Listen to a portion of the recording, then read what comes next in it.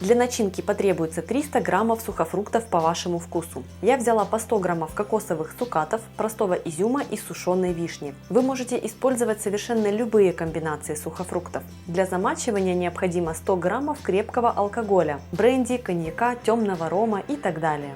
Для теста потребуется 200 граммов сливочного масла. Оно должно быть комнатной температуры, размягченным. 2 яйца, тоже комнатной температуры, 150 граммов сахара, цедра и сок одного лимона, 250 граммов пастообразного творога, тоже комнатной температуры, 500 граммов муки, 100 граммов любых орехов, щепотка соли и 1 упаковка разрыхлителя.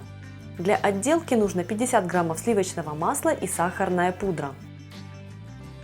Первым делом подготовьте сухофрукты. Отправьте все в глубокую миску и слегка перемешайте. Влейте к сухофруктам алкоголь. Сухофрукты нужно прогреть в микроволновке в течение 2-3 минут. Прогреваем мы их для того, чтобы они быстрее размягчились. Без прогревания их нужно было бы настаивать минимум в течение суток. Дайте смеси остыть, пару раз перемешав смесь за это время. Подготовьте сухую смесь для штолленов. В муку добавьте соль и разрыхлитель. Перемешайте и просейте все вместе. Так смесь станет однородной, разрыхлитель распределится и равномерно поднимет штоллены. Вы можете часть белой муки заменить цельнозерновой. Получится тоже очень вкусно. Теперь нужно порубить орехи. Я использую смесь фундука и миндаля. Оба вида поджарены. Так их вкус будет максимально насыщенным в готовых штолленах. Рубите не слишком мелко, чтобы оставались заметные кусочки. Нарубленные орехи смешайте с мукой. Снимите цедру с лимона на мелкой терке. Разрежьте лимон напополам и выжмите сок. У меня экземпляр костлявенький, так что я выжимаю сперва в пиалу, а затем процеживаю сок через сито.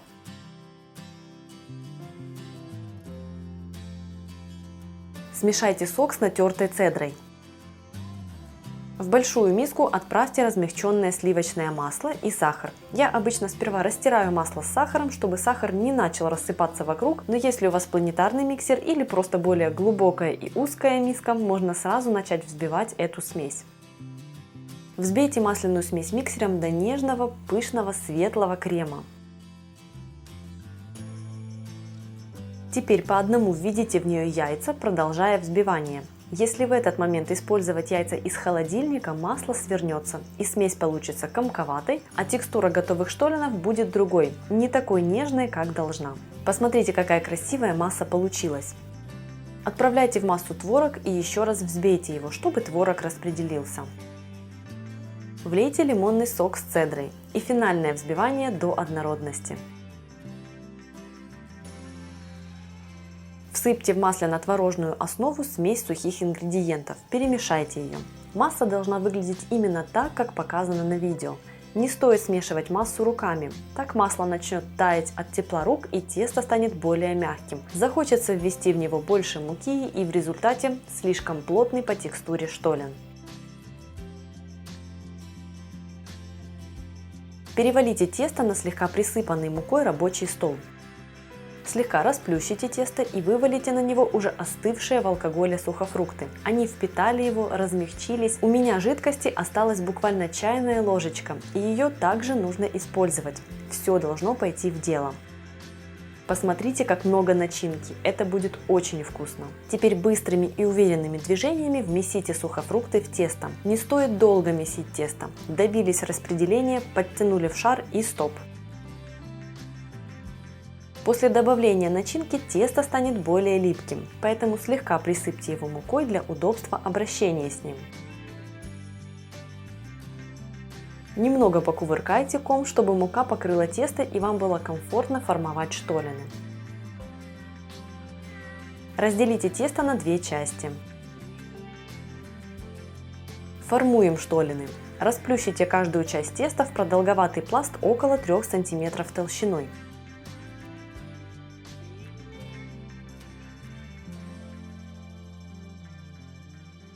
Ребром ладони продавите углубление, отступив от края примерно на треть.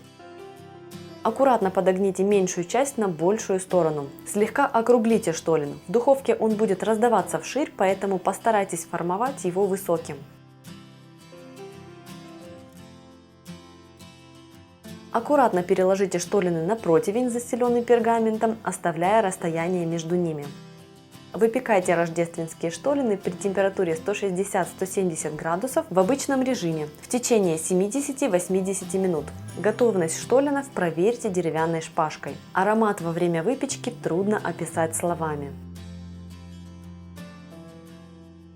Достав штоллины из духовки, их нужно сразу же смазать растопленным сливочным маслом. На 2 штоллина уходит ровно 50 граммов. На моем сайте есть рецепт английских рождественских кексов, который проверен годами и точно вам понравится. Ссылку я оставлю в описании под видео. После смазывания маслом посыпьте штоллины щедрым количеством сахарной пудры. Посыпайте до тех пор, пока масло не перестанет проявляться через пудру. Оставьте штоллины остыть в такой вот шубке, после чего заверните их в пергамент, затем в фольгу и после этого отправляйте их в пакет. Пергамент поможет распределять влагу, а фольга и пакет предотвратят высыхание. Выдерживайте рождественские штоллины в течение 3-4 недель в прохладном месте, но никто не запретит вам попробовать раньше. Уже через сутки можно насладиться их потрясающим вкусом. После выдерживания разверните штоллины, слой сахарной пудры уселся, поэтому присыпьте их пудрой еще раз, чтобы придать им снежный вид. Давайте посмотрим, какими они получились внутри. Режется штоллин очень легко, не крошится, текстура теста на разрезе однородная и мелкопористая, а аромат! Как жаль, что видео не передает аромат, поэтому испеките и ощутите это сами.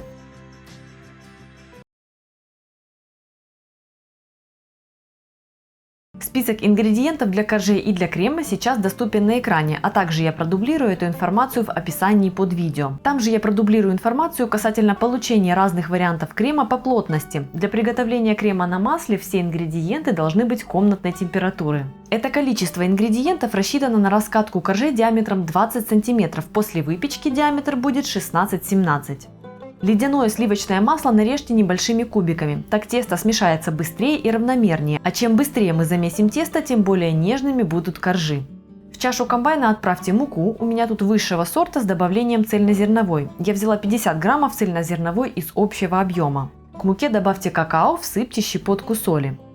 Отправляйте в чашу кусочки ледяного сливочного масла. Измельчите массу до состояния крошки. Отправляйте в чашу желток. Теперь продолжите перемешивание теста, вливая в него ледяную воду с ложкой уксуса или лимонного сока. У меня же была сыворотка, так что я использовала ее. Желток и подкисленная жидкость сделают тесто более нежным, и слои получатся более хрустящими и хрупкими. Тесто должно собраться в шар и даже быть чуть мягче. Если вы смотрели мое видео с классическим Наполеоном, то для него тесто я делаю чуть более крутым, чем для шоколадного варианта. В шоко-варианте с таким тестом, как на видео, работать на раскатке будет удобнее. Тесто заверните в пищевую пленку и отправляйте в холодильник часа на 4. Я обычно отправляю пласт теста в морозилку на 15-20 минут, а затем убираю в холодильник на пару часов.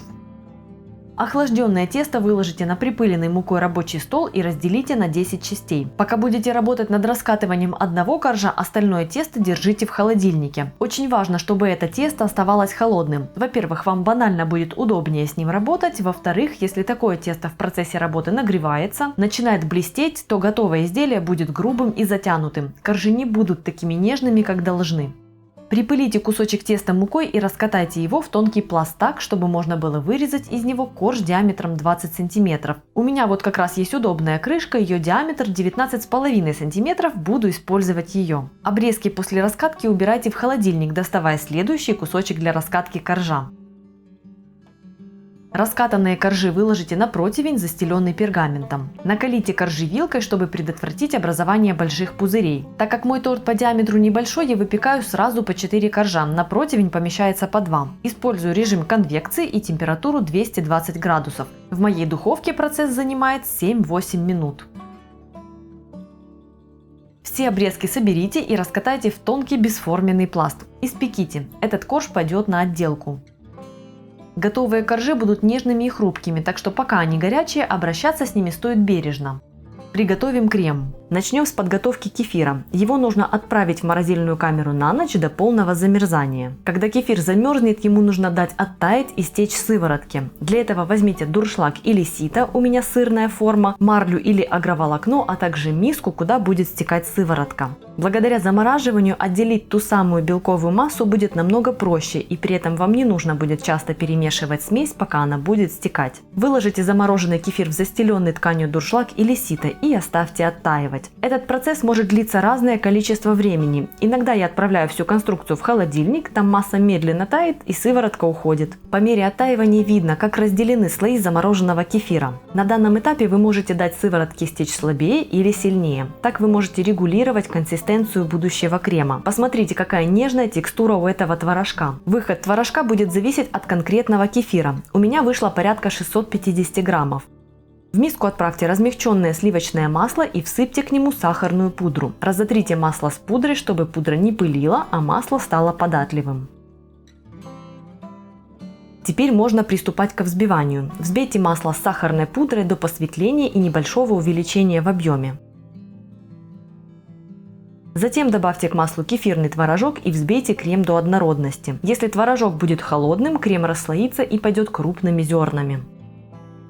Мой крем готов. Он нежный, напоминает взбитые сливки, но при этом невероятно ароматный и имеет приятную характерную кислинку во вкусе. Сборка. Сразу подготовим крошку. Бесформенный корж из обрезков уберите в пакет и измельчите до состояния крошки.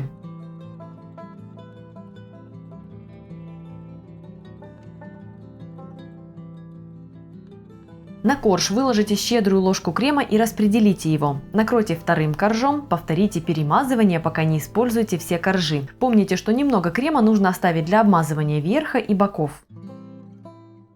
Уложив на торт последний корж, я укладываю сверху небольшую досточку и очень деликатно придавливаю торт. Делайте это так, чтобы коржи лучше улеглись, но чтобы при этом не выдавить наружу много крема. Теперь обмажьте кремом бока торта. Можно сразу же обмазать и верх, но я сперва отделываю бока, а затем работаю с верхом. Посыпьте крошкой бока торта. Делайте это так, как вам привычнее и удобнее. Я делаю это на весу над тарелкой. Завершаю отделку верха. Отправляю туда весь оставшийся крем, распределяю и присыпаю верх щедрой порцией крошки. Готовый торт переместите на блюдо и отправляйте в холодильник. Уже через пару часов его можно подавать. Он успеет пропитаться, крем станет плотнее за счет охлаждения масла в его составе, но при этом крем останется нежным и податливым. Очень плотным он не будет. И как я уже говорила, коржи этого торта Наполеон остаются слегка хрустящими, текстурными, и при этом он прекрасно режется. Впрочем, вы видите это и сами. Вам понадобится 120 граммов обычной белой пшеничной муки, 20 граммов сахара мелкого или сахарной пудры, я беру сахарную пудру, 45 грамм холодного сливочного масла, нарезанного вот такими вот небольшими кубиками, и 5 граммов растительного масла. Также для сцепления теста потребуется примерно 1 столовая ложка молока, но ее нужно будет вводить по состоянию теста. В качестве добавок будем использовать изюм, здесь у меня 30 граммов, а для смазывания я буду использовать желток одного яйца и немного сахара для присыпки. Готовить тесто буду при помощи своего фитнес-блендера. Вы можете готовить его в обычном каком-нибудь кухонном комбайне в чаше с ножом. Сюда отправляю пшеничную муку. Вы можете готовить также на цельнозерновой муке, получится ничуть не хуже.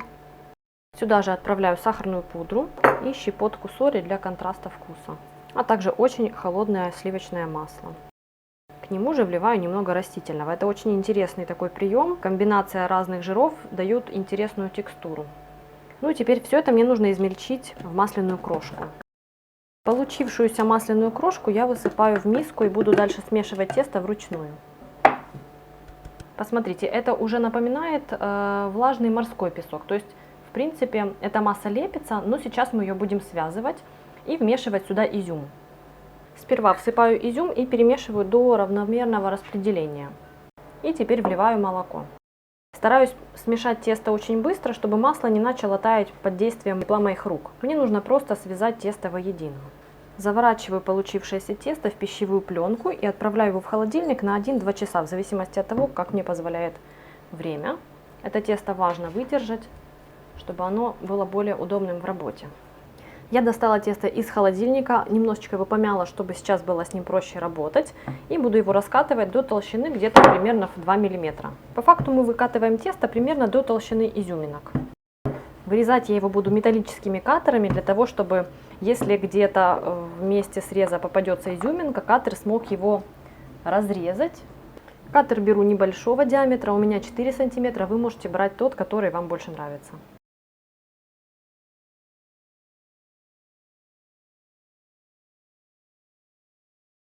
Гляньте, как красиво смотрится на срезе разрезанный изюм. У меня получилось 30 печений, смазываю их желтком, присыпаю сахаром и буду выпекать при температуре 200 градусов 10-12 минут.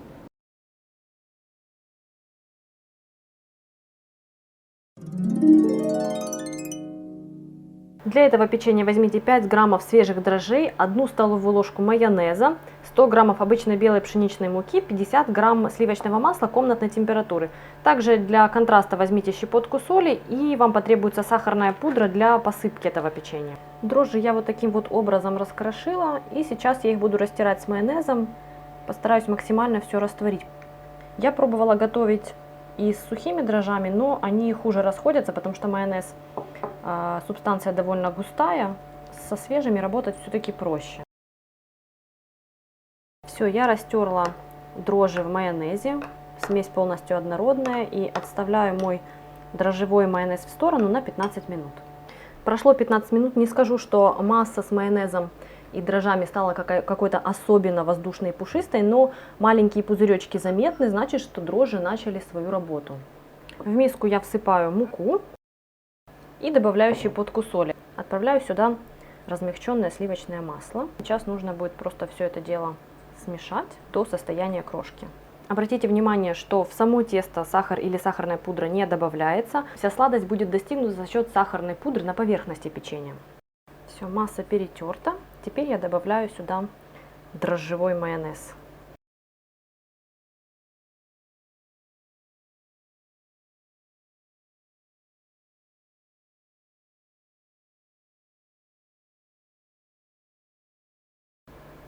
Заворачиваю тесто в пищевую пленку и отправляю в холодильник на 1 час.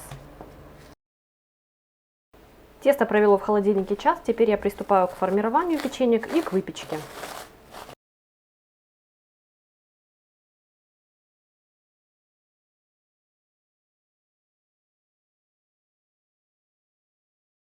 Теперь их нужно нарезать на порции размером 1,5-2 см. У меня получилось 18 вот таких вот небольших будущих печенюшек. Я их укладываю на противень. Они не будут очень сильно увеличиваться в объеме, но все-таки какое-то расстояние между печеньями стоит оставить. Выпекайте печенье при температуре 250 градусов в течение 5-7 минут. Пока выпекается снежок, а это очень быстро, всыпьте в подходящую глубокую миску сахарную пудру, потому что печенье нужно будет обваливать в горячем виде, и нужно будет делать это все очень быстро. Печенье готово, отправляйте его в сахарную пудру небольшими порциями, для того, чтобы обваливать было намного проще.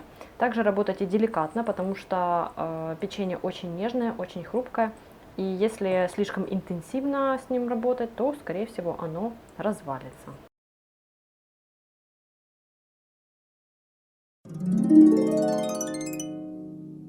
Для мятного печенья вам потребуется 15 граммов листиков мяты и 20 граммов сахара, 80 грамм белой пшеничной муки, пол чайной ложки разрыхлителя, щепотка соли, 50 грамм холодного сливочного масла и холодная вода для связки, которую мы будем вводить до того, как тесто соберется в шар. Сперва нужно измельчить мяту с сахаром. Отправляю листочки в емкость от своего блендера и всыпаю к ним сахар. У меня получился вот такой вот ароматный мятный сахар. Я отправляю к нему муку, щепотку соли, разрыхлитель, а также холодное сливочное масло. Получившуюся крошку отправляю в миску и сейчас дозамешу при помощи холодной воды. Воды нужно совсем немного, тесто уже практически собралось в шар, поэтому я буквально вот немножечко волью и быстро руками вотру его. Беру себе в помощь чайную ложечку и мисочку с водой, для того, чтобы формировать печеньки было проще. Нужно формировать печенье примерно размером с грецкий орех и выкладывать на противень. Вы можете расплющить получившиеся колобочки, но мне нравится, когда оно вот такого вот вида. Если вы любите сочетание шоколада с мятой, вы можете заменить 20% муки из этого рецепта какао-порошком, либо добавить в тесто кусочки шоколада. Из этого количества теста у меня получается 10 печенек. Выпекать его я буду при температуре 200 градусов в течение примерно 12 минут.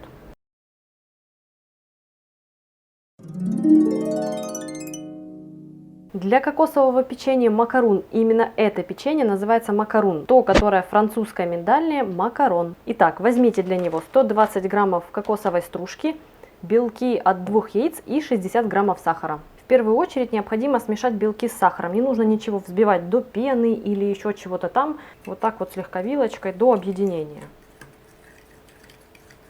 Так, сейчас я попытаюсь выловить этого мальца, чтобы впечатлительные люди не возмущались. Все, масса однородная. Теперь я отправляю сюда кокосовую стружку. Теперь необходимо просто вымешать все до однородности. Вот такое вот сложное в приготовлении печенье.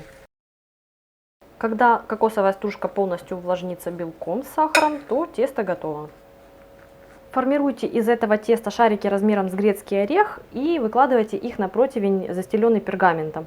Рядом я поставила небольшую мисочку с водой, чтобы смачивать руки, так будет проще формировать печенье.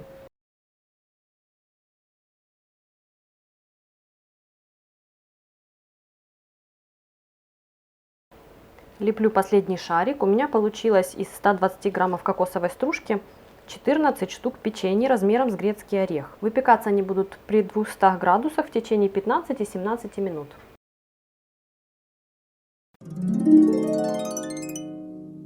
Для печенья без выпечки возьмите одну плитку 100 граммов черного шоколада. Если вы любите горький, берите горький. У меня здесь обычный черный шоколад 56%.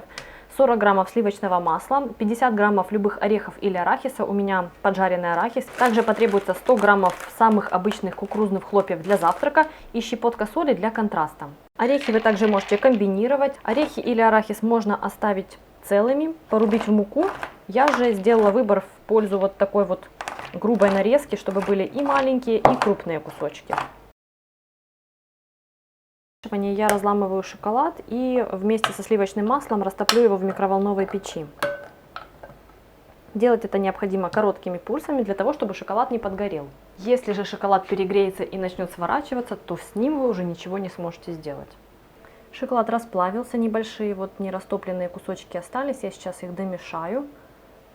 Всегда лучше шоколад не догреть, чем перегреть его. Всыпаю щепотку соли и нарубленный арахис. Слегка перемешаю все. И теперь добавлю кукурузные хлопья.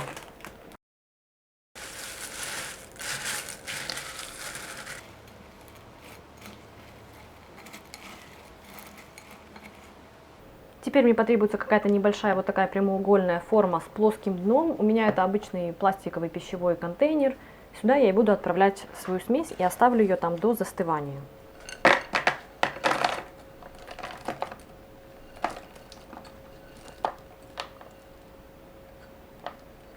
Постарайтесь утрамбовать смесь, но при этом не давя сами кукурузные хлопья.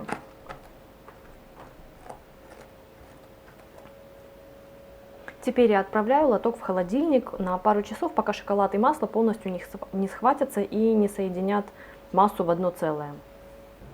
Застыло мое печенье без выпечки, сейчас я его буду нарезать на порции. Где-то у вас вот будет вот так вот отпадать какие-то небольшие кусочки, это не страшно. Это печенье даже привлекает, когда оно не совсем аккуратной формы. И как потом замечательно вот собирать вот эти вот все крошечки. Мне особенно нравится, когда во время разрезки уже сама форма отделяет какие-то такие вот небольшие фракции, которые могут пойти на порцию. Вот, например, вот эта порция очень здоровская, или вот эта. Сейчас остальным кусочкам я помогу, и у меня получится около 12 порций. Вот, посмотрите. Оставшуюся крошку вы можете просто съесть или же добавить в утреннюю кашу, в гранолу. Будет очень здорово. Посмотрите, как волшебно выглядит разрез. Здесь видны и кусочки арахиса, и кусочки кукурузных хлопьев. Потрясающе!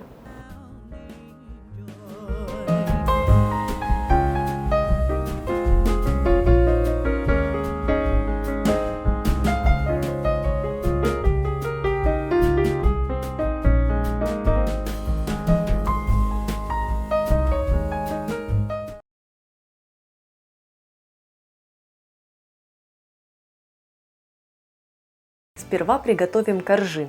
Для них потребуется 330 граммов муки, 175 граммов ледяного сливочного масла, 75-100 граммов ледяной воды, у меня стакан стоял в морозилке, 2 желтка, 1 столовая ложка лимонного сока или разведенной лимонной кислоты и щепотка соли. В чашу блендера отправляйте всю муку и добавьте щепотку соли. Отправляйте в чашу кубики ледяного сливочного масла и смешайте все до состояния масляной крошки. Температура очень важна в приготовлении такого теста, так оно будет максимально слоистым и нежным.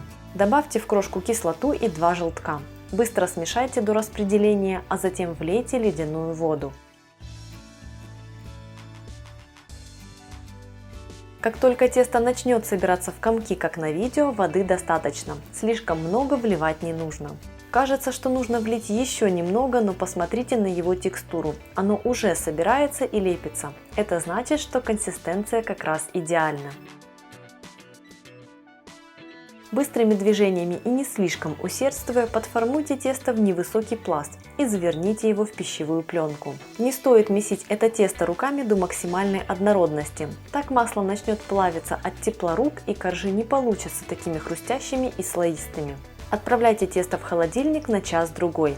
Если вы захотите, так сказать, распределить нагрузку, приготовьте тесто заранее. В холодильнике оно может ждать вас 2-3 дня, а в морозилке и вовсе несколько месяцев. Охлажденное тесто разделите на 10 частей. 9 коржей пойдут на торт, 1 и обрезки на отделку. Каждую часть подкатайте в шарик и уберите в холодильник все части, доставая и работая с одним кусочком теста за раз, чтобы остальные не нагревались. Припылите рабочую поверхность мукой и слегка помните кусочек теста, чтобы во время раскатывания его края не рвались. Долго не мните. В процессе всей работы с таким тестом важно чувствовать, что оно холодное. Раскатайте тесто в тонкий пласт. Диаметр коржей для вырезания 20-22 см.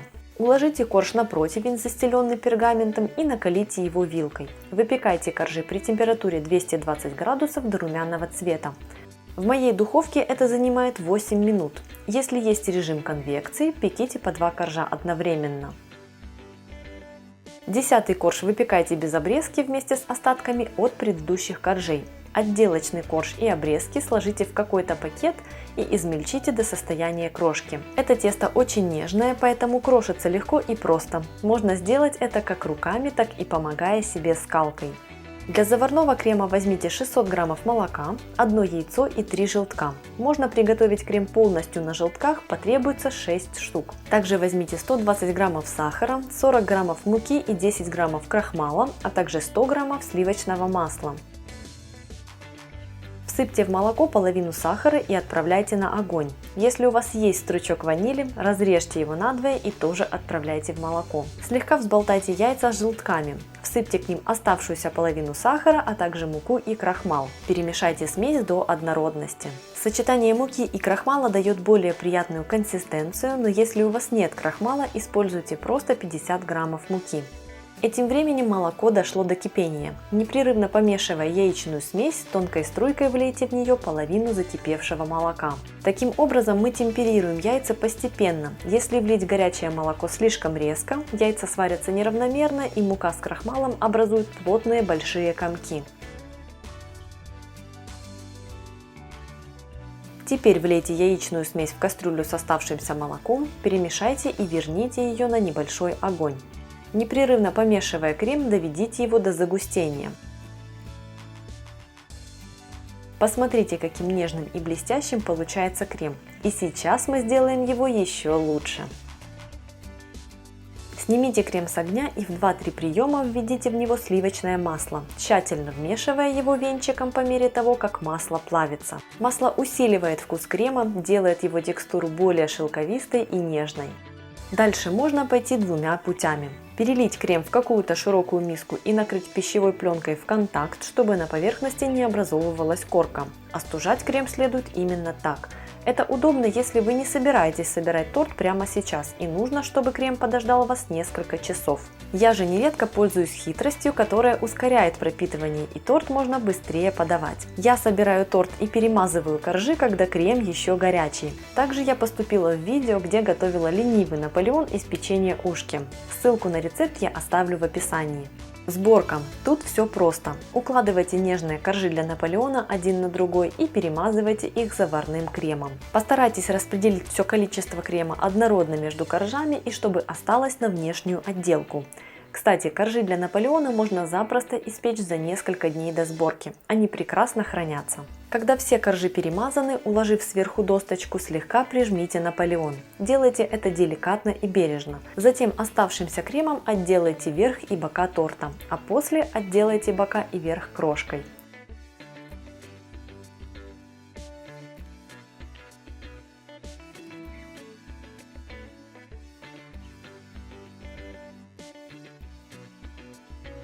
Для меня самый удобный способ – это подсыпать крошку под руку и ею деликатно вжимать крошку в крем. Затем останется только смести лишнее у дна и готово. Если кого-то смущают голые руки, дело ваше, используйте перчатки. Я в чистоте своих рук уверена, так что всегда работаю так. Еще мне нравится использовать метод отделки на весу. Его я использовала в ленивом Наполеоне.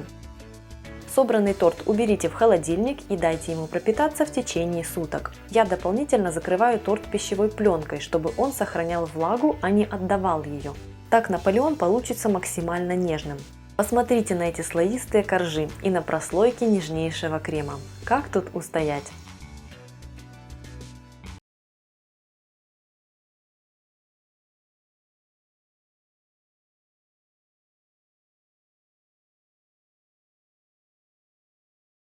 Список ингредиентов сейчас вы видите на экране, а также он будет доступен в описании под этим видео. Важно! Сливочное масло и яйца должны быть комнатной температуры. Сахар берите мелкий, а лучше сахарную пудру. А ванилин, который добавляют согласно ГОСТам, вы можете заменить натуральной ванилью, если захотите. Первым делом залейте изюм теплой водой и тщательно промойте. Помимо того, что мы избавляемся от мусора, мы также дадим изюму немного размокнуть, и в готовом кексе он будет нежным. Отставьте изюм в сторону и пока подготовьте сухие ингредиенты. К муке всыпьте разрыхлитель, ванилин и соль. Просейте смесь через сито.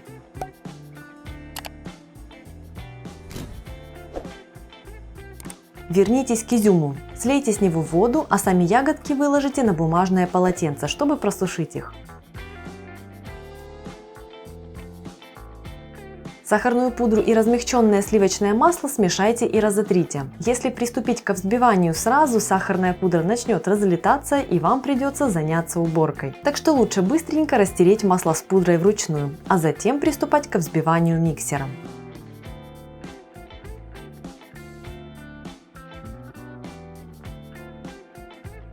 Смесь должна стать пышнее и светлее. Теперь по одному введите к маслу яйца, каждый раз взбивая массу до однородности. Если яйца будут холодными, масло свернется и пойдет крупинками. Если вы забыли достать яйца из холодильника заранее, просто опустите их минут на 10 в теплую воду.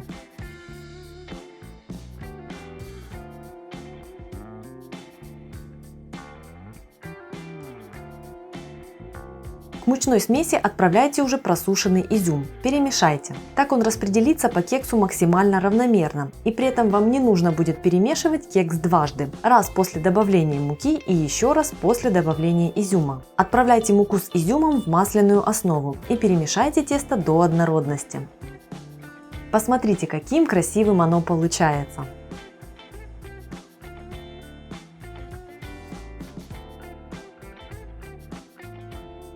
Выложите тесто в форму для кекса. У меня форма размером 25 на 10 см. Я проложила ее пергаментом.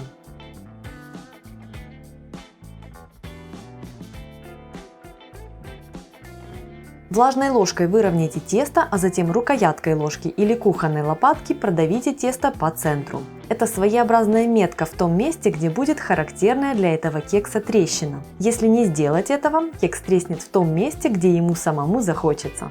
Выпекайте кекс с изюмом при 160 градусах в течение 70-80 минут. Готовый кекс извлеките из формы, оставьте на 10-15 минут, а затем густо присыпьте его сахарной пудрой. Если сделать это сразу, пудра растает на кексе, а если посыпать его после полного остывания, она не так сцепится с ним и будет спадать. Сразу после выпечки кекс еще нежный и мягкий, но после полного остывания он становится более плотным и песочным. Благодаря такой характерной текстуре он прекрасно хранится. Есть его можно в течение недели.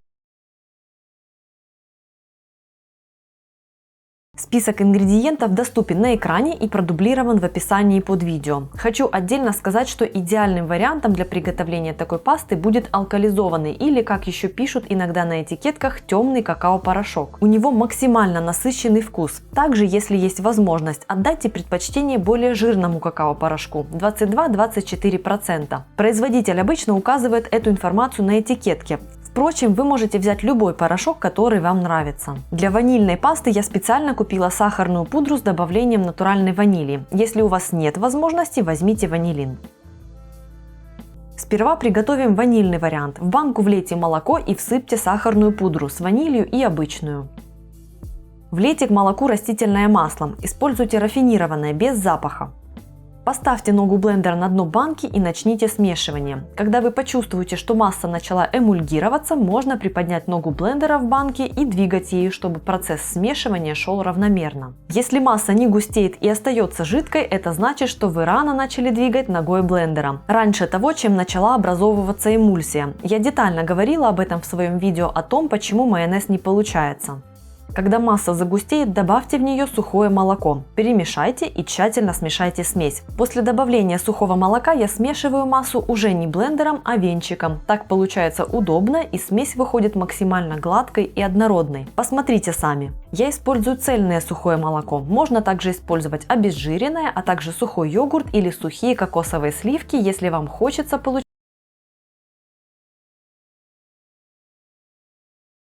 вегетарианский или постный вариант. Теперь шоколадный вариант. Начинаем так же, как и с ванильным. В банку нужно влить молоко, всыпать сахарную пудру и влить растительное масло. При помощи блендера смешайте смесь до состояния густой эмульсии.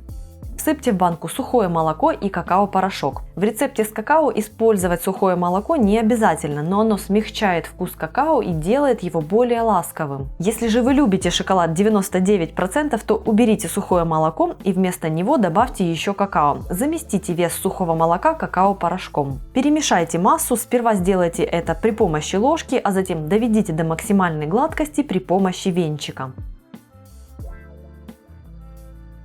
Посмотрите на этот шикарный глянец и потрясающую текстуру шоколадной пасты.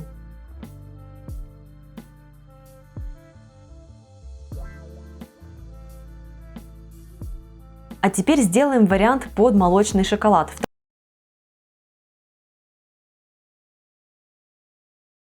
таком виде эта шоколадная паста – крутой подарок для сладкоежек. Смотрится невероятно красиво и вкусно же. Итак, нужно взять 3 кондитерских мешка или, скажем, файлика. В один отправляйте ванильную пасту, в другой шоколадную. Срежьте кончики у этих 2 мешков и отправляйте их в третий. Сейчас мы сделаем полосатую пасту в банке. Срежьте кончик у общего мешка и выдавите пасту в банку, держа мешок вертикально и двигая руками по кругу, чтобы получить завитки. При намазывании на хлеб или печенье у вас получится вариант шоколадной пасты со вкусом молочного шоколада. Список ингредиентов сейчас доступен на экране и продублирован в описании. В печенье можно использовать любое: простое песочное, овсяное, орео, плотное бисквитное печенье. Часть печенья можно заменить овсяными хлопьями или рубленными орехами. Соус я буду готовить из замороженной малины, просто она была у меня в морозильнике. Подойдут любые сочные ягоды, фрукты или их смесь. Готовлю основу для чизкейка. Печенье отправляю в чашу комбайна и измельчаю в крошку. Песочное печенье можно побить скалкой в пакете, если комбайна нет. Вливаю в крошку растопленное сливочное масло и смешиваю массу. Она должна напоминать мокрый песок, и если сжать крошку в руке, комочек будет держаться. Теперь нужно сформовать нижний корж, отправив крошку в форму для выпечки. На дно формы укладываю пергамент, чтобы продлить форме жизнь и случайно дно не повредить, например, ножом. Распределяю крошку и утрамбовываю ее дном стакана. Кстати, формы для выпечки. Я использую форму диаметром 24 см. Подойдут обычные разъемные формы или вот такие, как у меня. Их фишка в том, что благодаря конструкции после выпечки изделие имеет ровный бортик, а не с выемкой, как в обычных. Я как раз купила новую форму для этого рецепта, так как старой пора отправиться в утиль. Кроме того, отлично подойдут и вот такие одноразовые алюминиевые формы. Отправляю форму с коржом в духовку, разогретую до 200 градусов на 10-12 минут. После этого даю остыть, а температуру в духовке убавляю до 150 градусов. Готовлю сырную массу. Можно приготовить ее вручную, протерев творог через сито при помощи ручного погружного блендера, а я использую комбайн. В чашу отправляю творог, всыпаю сахар. Отправляю туда же яйца и желтки. Сразу же можно влить и сливки, но мне объема чаши не хватает, так что я добавлю их в смесь позже. На данном этапе важно максимально измельчить творог и яйца, чтобы не осталось крупинок, белка и тому подобное. В смесь можно добавить ваниль, натертую цедру или специи по желанию. Теперь процеживаю смесь через сито, и если какие-то крупинки творога остались, протираю их. Теперь я на 100% уверена в однородности. Вливаю в смесь сливки и перемешиваю.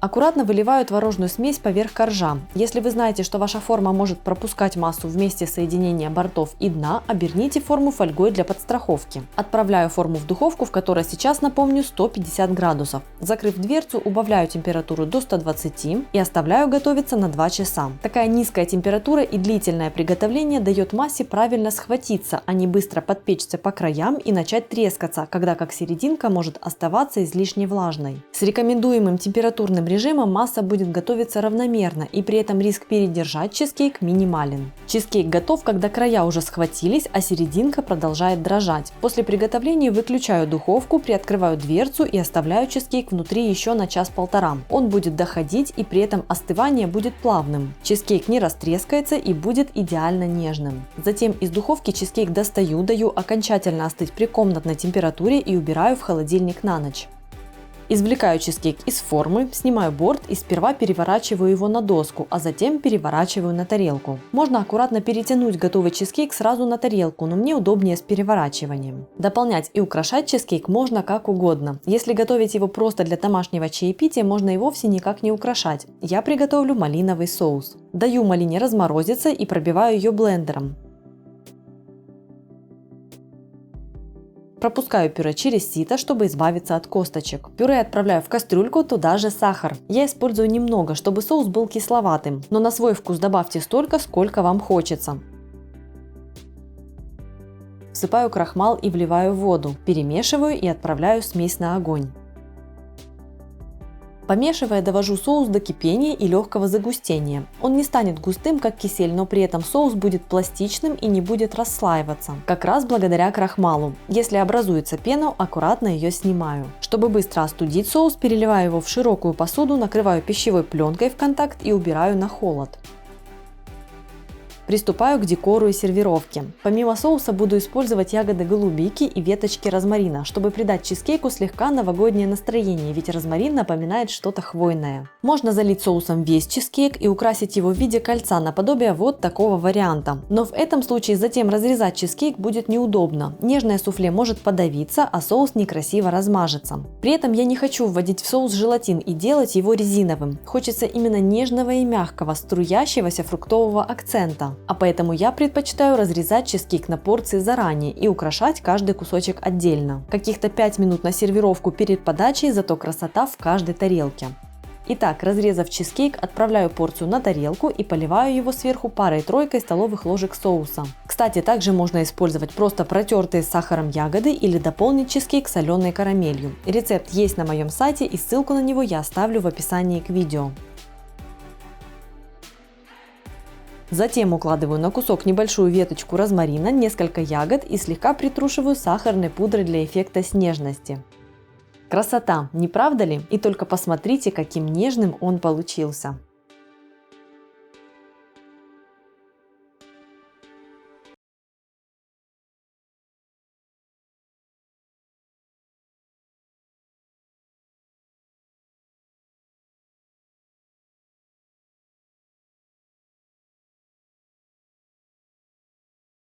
Для брioche размером со стандартный кекс беру 320 граммов муки высшего сорта, это 2 стакана.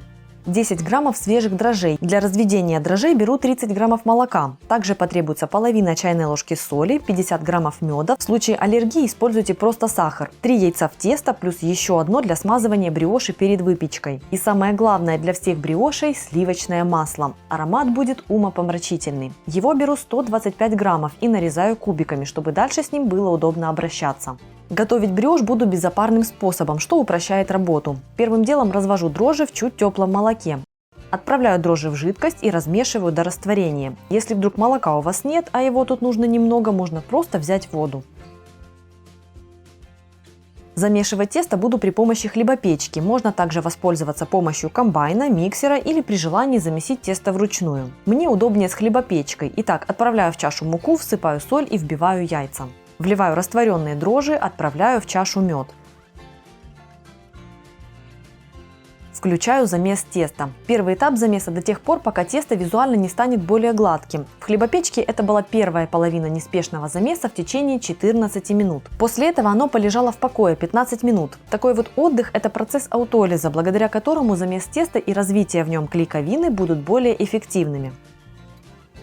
Когда тесто станет не таким липким и более упругим, пришла очередь вводить в него масло. Сейчас я введу половину масла и еще половину чуть позже и расскажу, почему и зачем делаю именно так. Первая половина. Ввожу 2-3 небольших кубика масла за раз и добавляю следующие тогда, когда предыдущие разошлись. Такой метод введения масла делает мякиш более воздушным, пышным и волокнистым. Кстати, в моей брioche по сравнению с настоящей классикой масла еще не очень много, всего 40% к муке. Я встречала рецепты, где количество масла доходит до 100%. Представляете, 320 граммов масла на такую вот булку, с ума сойти. Представьте, какой аромат будет у такой брioche. На видео видно, каким нежным и ласковым стало тесто после добавления масла. Когда введенная половина масла разошлась и тесто стало гладким, замес окончен. Напоминаю, еще половина масла у меня осталась, его очередь еще наступит. Перекладываю тесто в миску, подформовав его в шар. Накрываю миску пленкой и оставляю в теплом месте для брожения и увеличения объема в 3-4 раза. Да, это тесто вырастет очень хорошо. В зависимости от температуры в помещении брожение может занять от 1,5 и до 3 часов. Ориентироваться стоит именно на состояние теста, а не на время. Кстати, по классике тесто для брioche выбраживается в холоде, и дома можно смело использовать эту технику. Так брioche будет еще более ароматной, процессы ферментации идут медленнее, накапливается богатая микрофлора и на выходе ароматнейшее произведение искусства. К тому же это может быть удобно, если замешивать тесто, скажем, с вечера и ждать брожения, расстойки и печь времени уже нет. Чтобы выбродить такое тесто в холоде, просто отправьте его после замеса в холодильник, через 2-3 часа обомните и отправьте обратно в холодильник на всю ночь. Но так как у меня более упрощенная и ускоренная версия, то я выбраживаю при комнатной температуре. Посмотрите, как выросло тесто и каким воздушным оно стало.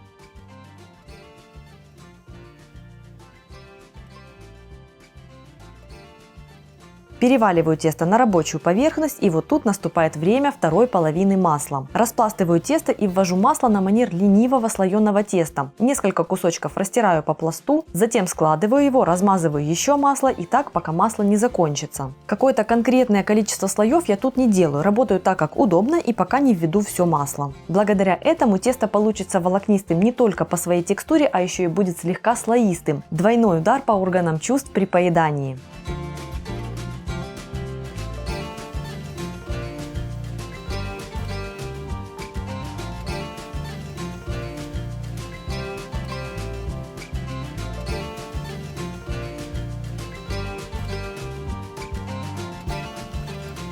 Остатками масла на руках смазываю форму, в которой буду брioche выпекать, чтобы придать ей форму хлеба. Можно также испечь ее просто на поду, если формы нет, или сделать в виде маленьких булочек. Но не забудьте про участие в конкурсе, мы как раз подготовили в качестве призов новенькие интересные формы. После того, как я ввела все оставшееся масло, раскатываю тесто в пласт длиной в форму для выпечки и толщиной около сантиметра. Сворачиваю тесто в рулет.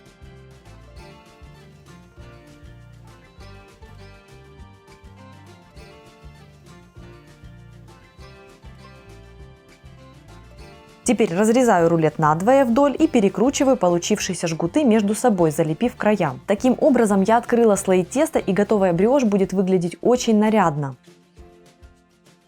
Перекладываю заготовку в форму и накрываю пищевой пленкой. Оставляю для расстойки примерно на час. Обычно расстойка длится вдвое меньше, чем длилось брожение. То есть если тесто у вас бродило 2 часа, то расстойка займет 1 час. Простая математика.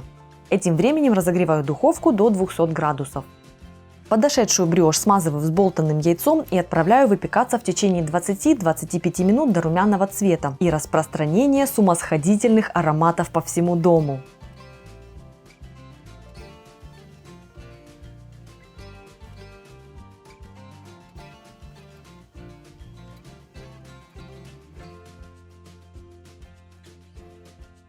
Удержаться от того, чтобы начать есть брioche прямо из духовки, очень трудно. Этот насыщенный сливочный аромат просто сводит с ума. Легкие медовые нотки тут пришлись очень кстати, и при этом с использованием дрожжей духмяных ата в готовой выпечке нет дрожжевого запаха. Я специально изрядно помучила свою брioche после выпечки, чтобы показать вам, насколько воздушный и нежный мякиш получается, какая у него текстура, пышность и какая волокнистость. В уже остывшем виде на 2-й, 3-й, 4-й день брioche долго не черствеет, и при этом резать ее становится проще. Сейчас, нарезав брioche ножом на следующий день, хочу показать вам ее текстуру еще и так. Для приготовления дрожжевых бискотти я беру 200 грамм обычной пшеничной муки высшего сорта, 80 грамм сахара, 3 грамма сухих дрожжей, это 1 чайная ложка без горочки, щепотка соли, 2 бутончика гвоздики для аромата. Из жидких ингредиентов потребуется 75 мл молока, 1 яйцо, 20 грамм какого-нибудь темного ароматного меда, и в качестве добавок я буду использовать черный шоколад. Список всех ингредиентов я продублирую в описании. Гвоздику я измельчу в ступке. Это очень сильная специя, поэтому ее нужно совсем немного.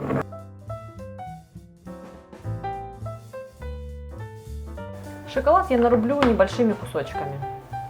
Можно использовать шоколадные капли, если у вас есть. Но шоколад это более такое подручное средство, которое чаще бывает дома, по крайней мере у меня.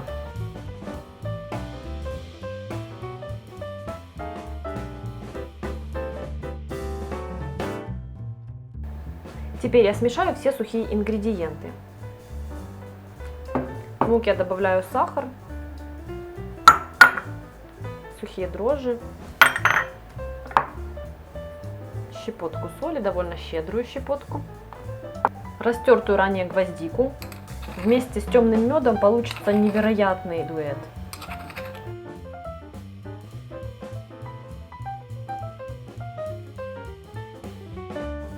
Отправляю сюда шоколад.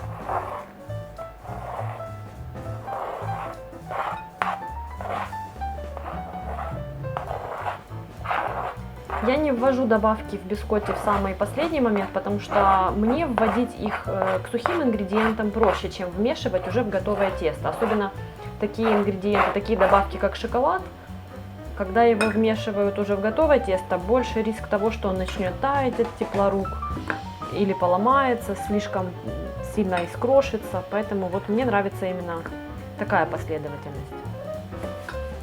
Теперь смешаю влажные ингредиенты. Прям в стаканчик с молоком я отправляю яйцо, чтобы меньше посуды загрязнять. Сюда же отправляю мед и все слегка перемешаю. Я использую каштановый мед, очень ароматный, он даже ароматнее гречишного. Но в любом случае, если у вас есть доступ к какому-то меду именно темному, лучше выбрать для этого рецепта его.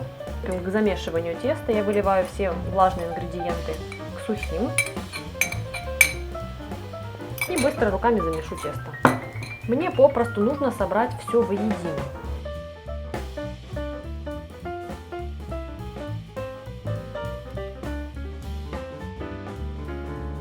Замешиваю довольно плотное тесто. Его нужно просто собрать, чтобы не было каких-то непромешанных кусочков муки. Какого-то тщательного замеса теста для бискотти не требует.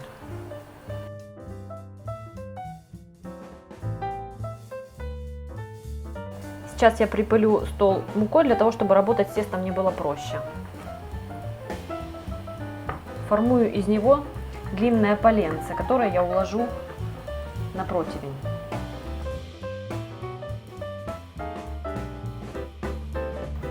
меня получилась вот такая вот колбаска, сантиметра 3-4 в диаметре. Я ее немножечко примну и укладываю на противень. Заготовку для бискотти я уложила на противень, он как раз у меня еще осталось свободное место для второй порции бискотти, которую мы сейчас будем готовить. Эту заготовочку я сейчас накрою пищевой пленкой и оставлю тесто в покое, чтобы оно начало бродить. Так заготовка не будет заветриваться и дрожжам будет комфортно. Для приготовления бискотти на разрыхлитель я возьму 130 грамм обычной белой пшеничной муки, 20 грамм какао-порошка. Если вы будете делать не шоколадный вариант, просто возьмите 150 грамм муки. Еще я возьму 70 грамм сахара, щепотку соли, 2 чайные ложки без горки разрыхлителя, у меня домашний, 50 грамм молока, 1 яйцо, 30 грамм растительного нерафинированного масла, у меня оливковое, оно очень ароматное, поэтому тесто станет более богатым по аромату и по вкусу. А также в качестве добавок, так как у меня вариант шоколадный, я буду использовать фундук. Мне кажется, что фундук как раз в шоколадных бискотти работает лучше всего. Сперва я смешиваю все сухие ингредиенты.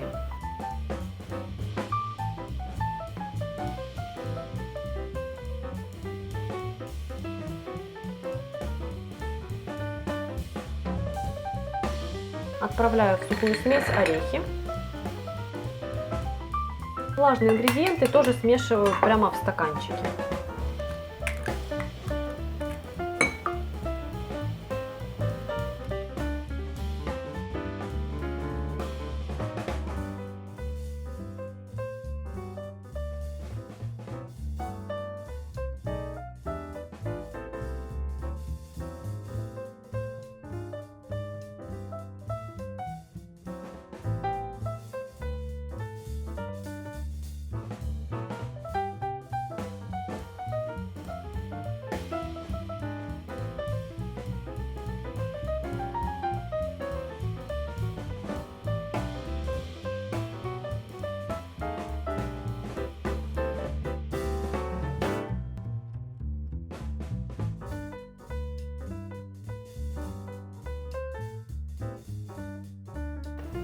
Я подселила этого красавца к моему предыдущему поленцу для бискотти. Тоже его сейчас прикрою пленочкой и оставлю уже минут на 5-10.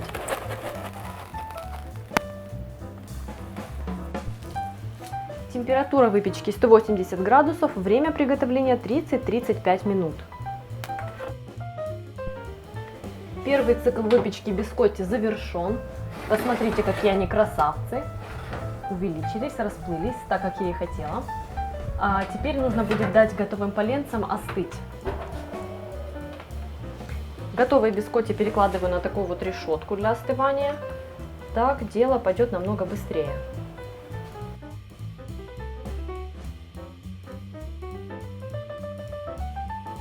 Поленца для бискотти остыли. Сейчас я их нарежу на порционные кусочки, вот таким вот ножом-пилой для хлеба. И совершаем движения не давящие, а вот именно пилящие.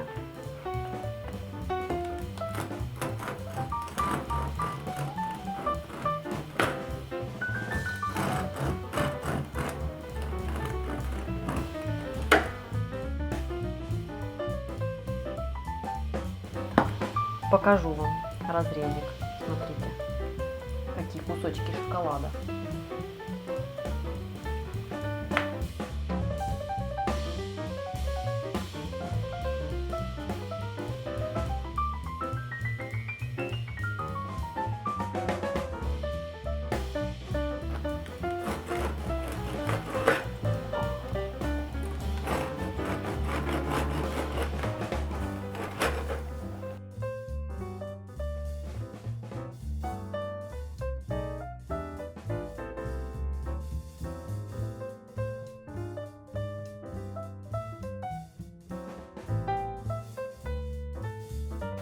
Порционные кусочки я раскладываю на противень, прям вот на тот противень, на котором все запекалось. Даже и пергамент менять не буду. И отправлю бискотти в духовку, разогретую на этот раз уже до 150 градусов, для того, чтобы их уже просто подсушить. Сушиться они будут в течение где-то получаса, минут 40. Ориентируйтесь на их внешний вид. Они должны и подсохнуть, и слегка закарамелиться.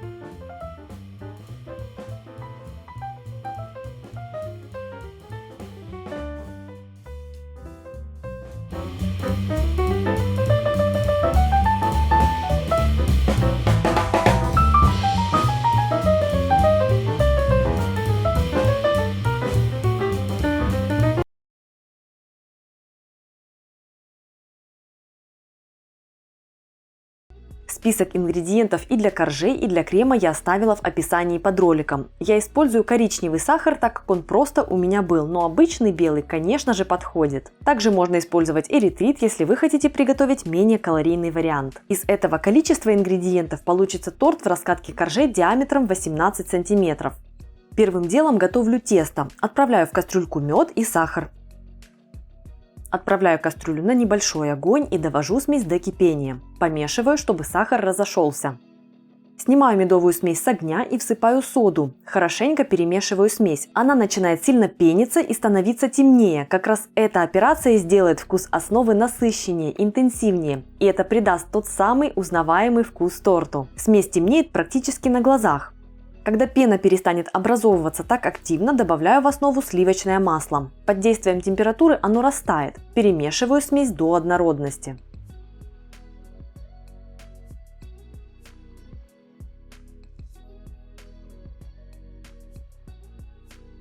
Теперь переливаю медовую смесь в миску. Во-первых, так удобнее будет замешивать тесто. Во-вторых, это слегка остудит смесь, и яйца при добавлении не сварятся. К тому же немного опустила температуру смеси и масла, так что приступаю к замешиванию теста сразу. Вбиваю в смесь яйца и перемешиваю до однородности венчиком.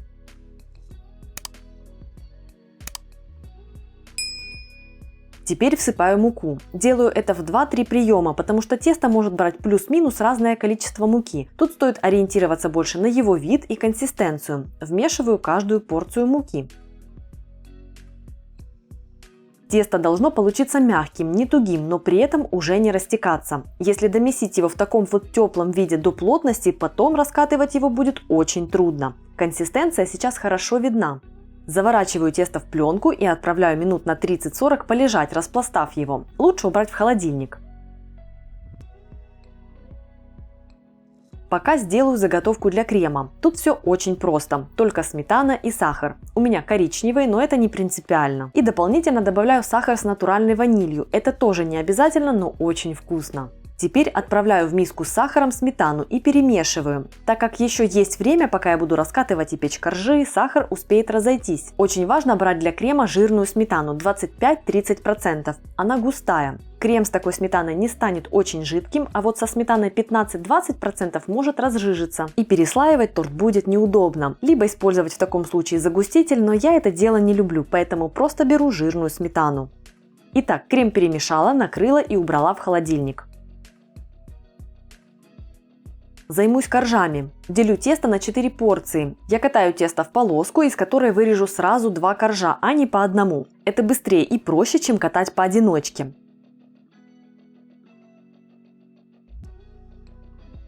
Пласт толщиной около 2 мм достаточно тонко, но коржи хорошо распухнут при выпечке, поэтому толще и не нужно. Вырезаю коржи при помощи кольца на 18 см. Остатки не перезамешиваю, они сразу же идут на выпечку вместе с коржами для отделки. Перекладываю коржи на противень, застеленный пергаментом. Так как торт не очень большой, буду печь по 2 коржа на противне. Это удобно и быстро. Туда же укладываю и обрезки. Накалываю коржи вилкой. В моей духовке есть режим конвекции, так что я выпекаю 2 противня за раз, то есть по 4 коржа, и процесс занимает считанные минуты. Температура выпечки 200 градусов, время 6 минут. Готов крем, перемешиваю его. Сахар растворился, ваниль придала ему приятный аромат, а какой он красивый. На тарелку укладываю полоски чистоты. Я нарезала их с того пергамента, на котором коржи и пекла. Переслаиваю коржи сметанным кремом, распределяя крем равномерно. Слой крема будет хорошим, не тонким, это важно, иначе медовик не будет таким нежным, как должен.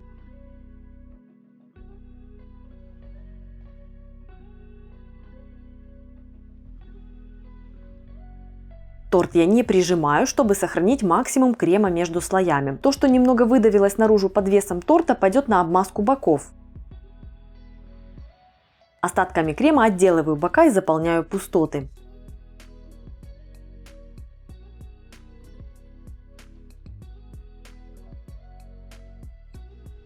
Испеченные обрезки отправляю в чашу комбайна и измельчаю их в крошку. Отделываю крошкой верх и бока.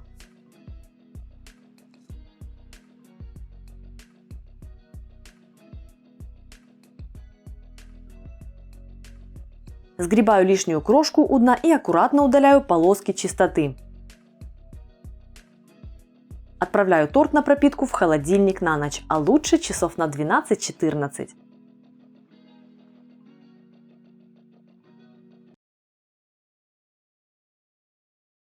Для теста возьмите 2 лимона, 250 граммов размягченного сливочного масла, 300 граммов сахара, 120 граммов кефира комнатной температуры и 5 яиц, тоже комнатной температуры, 375 граммов муки, щепотку соли и 8 граммов разрыхлителя. Сперва подготовьте героев рецепта. Хорошенько помойте лимоны и снимите с них цедру на мелкой терке. Идеально подойдет терка такой формы, как у меня. Она снимает цедру тонко, не задевая белую часть кожуры. Сняв цедру, разрежьте лимоны напополам. Выжмите сок из половинок лимонов, процедите, если необходимо, и отмерьте 80 граммов. Теперь подготовьте смесь сухих ингредиентов. В муку добавьте щепотку соли, разрыхлитель и слегка перемешайте. Затем добавьте лимонную цедру и перемешайте еще раз.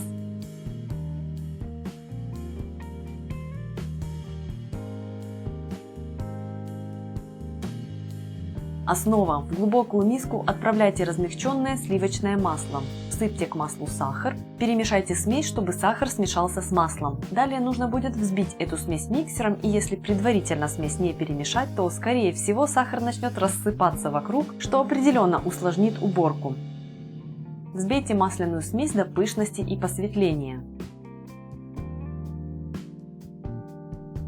Теперь по одному начните вводить в основу яйца комнатной температуры. Каждый раз после добавления очередного яйца взбивайте массу до однородности. Не стоит вводить все яйца сразу. После того, как вы введете последнее яйцо и взобьете массу, она станет очень нежной и кремовой. Всыпьте в масляную основу половину муки и влейте лимонный сок. Быстро перемешайте смесь до объединения. Всыпьте в тесто вторую половину муки и влейте кефир комнатной температуры. Быстро перемешайте и слегка взбейте тесто миксером, чтобы разогнать комочки. Не взбивайте кексовое тесто долго. Стало однородным – стоп. Выложите тесто в форму для выпечки. У меня классическая металлическая форма размером 25 на 11 см. Дополнительно я проложила ее пергаментом. Выпекайте кекс при температуре 160 градусов в течение 120 минут или до пробы на сухую деревянную палочку. Можно посмотреть за это время фильм. Крошки на палочке во время проверки допускаются, но непропеченность ни в коем случае. Не задирайте температуру выпечки, чтобы ускорить процесс. Для глазури возьмите 1 лимон, 150-180 граммов сахарной пудры. Если вдруг глазурь будет густовата, используйте горячее молоко. Покатайте лимон по столу, чтобы он лучше отдавал сок. Снимите цедру лимона на мелкой терке.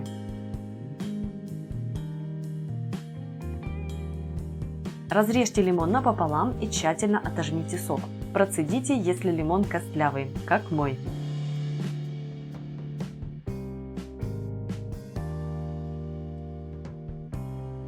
Теперь добавьте в лимонный сок натертую цедру и всыпьте сахарную пудру, просеяв ее через сито. Сперва я добавляю 150 граммов, а затем принимаю решение, нужно ли больше. Добавив пудру, тщательно вымешайте глазурь растирающими движениями, чтобы она стала полностью однородной и гладкой, и комочков пудры в ней не осталось. Если глазурь получится жидковата, добавьте еще пудры. Если густовато, понемногу введите горячее молоко. Она должна быть вот такой, как на видео. Когда кекс остынет, покройте его сахарной глазурью. Пускай она красиво стекает и образует соблазнительные потеки. Схватывается она довольно быстро, фиксируя всю эту красоту. Блеск застывшей глазури такой красивый, с жемчужным отливом, а яркие вкрапления цедры делают интереснее вид и обогащают вкус. И только посмотрите на текстуру кекса внутри.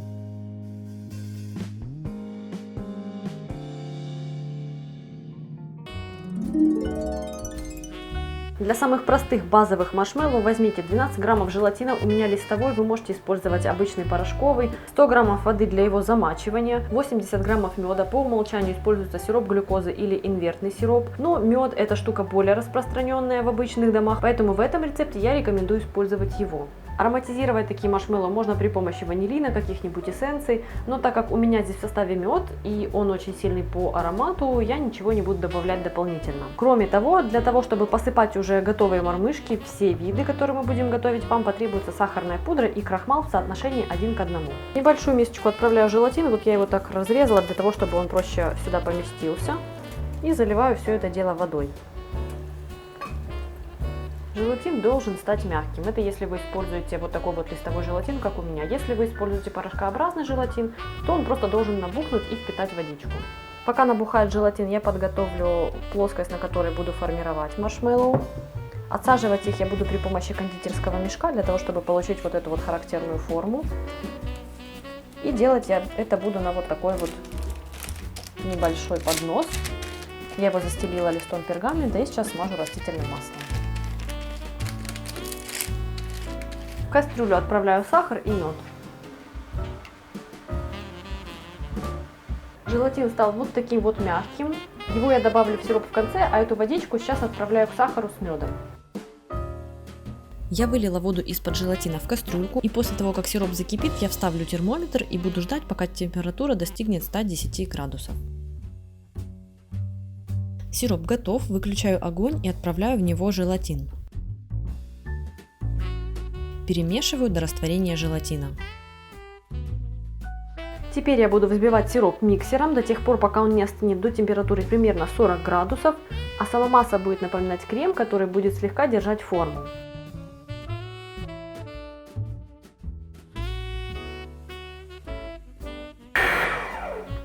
Думаю, что масса готова, она уже хорошо держит форму.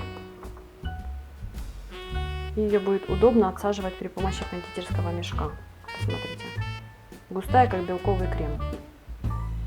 Быстро перекладываю взбитую массу в кондитерский мешок. Она вязкая и очень липкая. Да, с ней неудобно работать, но она стоит того. Посмотрите, как она тянется за ложкой. Так что руками лучше в это не влазить. Вот такая вот насадочка у меня установлена. Простая, круглая. Отсаживаю маршмеллоу в виде длинных полос.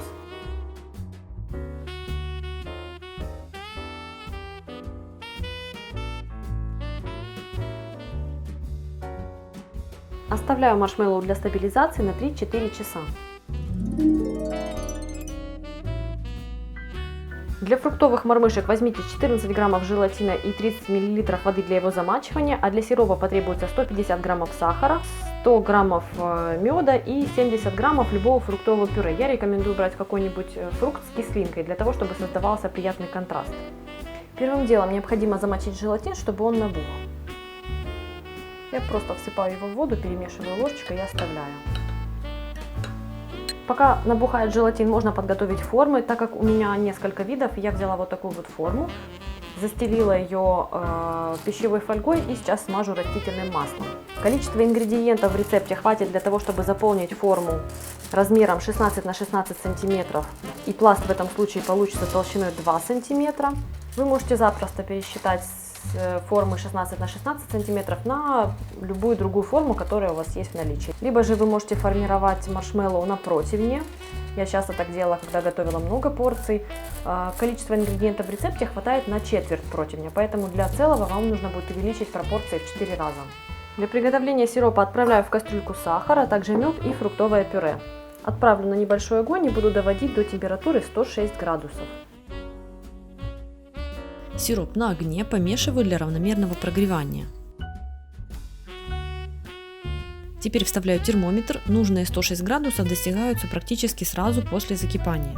Для нарезных маршмеллоу температура нужна ниже.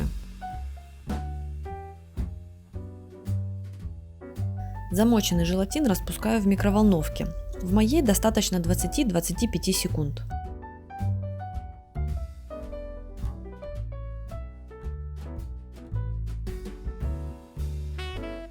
Вливаю желатин в сироп. Теперь получившийся сироп нужно взбивать до тех пор, пока он не остынет примерно до температуры 40 градусов. При этом он будет делаться пышнее, превращаться в такую густую, нежную массу. Взбивать массу для нарезных мормышек не нужно так сильно, как для классических, в этом просто нет необходимости. Вот такой должна получиться масса для маршмеллоу. Выливаю получившуюся массу в ранее подготовленную форму.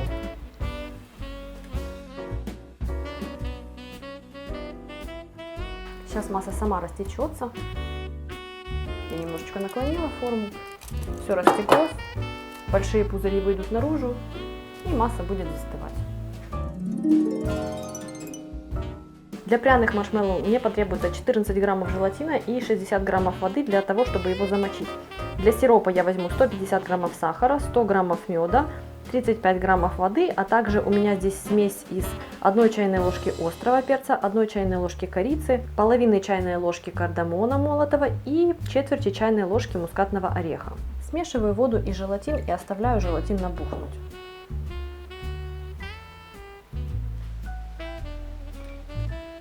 В кастрюлю всыпаю сахар, к нему отправляю мед. Также вливаю сюда воду и всыпаю специи. Отправляю кастрюльку на огонь. Жду, пока сироп закипит и достигнет температуры в 106 градусов.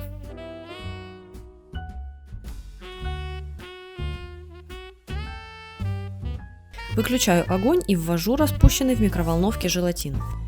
Сироп отправляю и буду взбивать миксером, пока масса не посветлеет и не увеличится в объеме.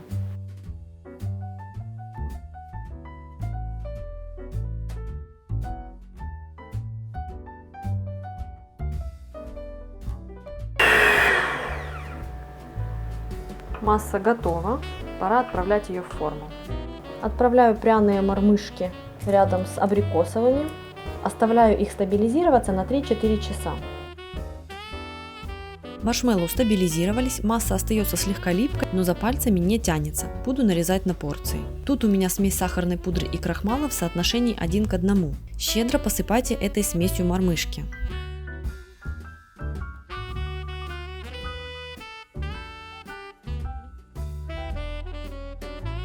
Классически я нарезаю кухонными ножницами.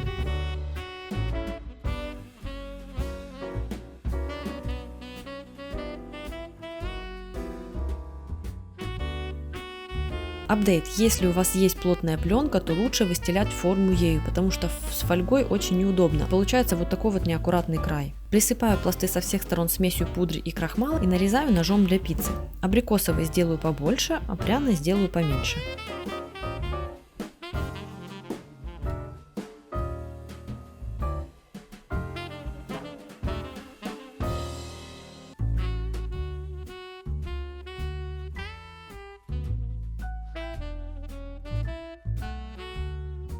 Присыпайте пудрой щедро, мормышки возьмут столько, сколько нужно, лишнее можно запросто стряхнуть.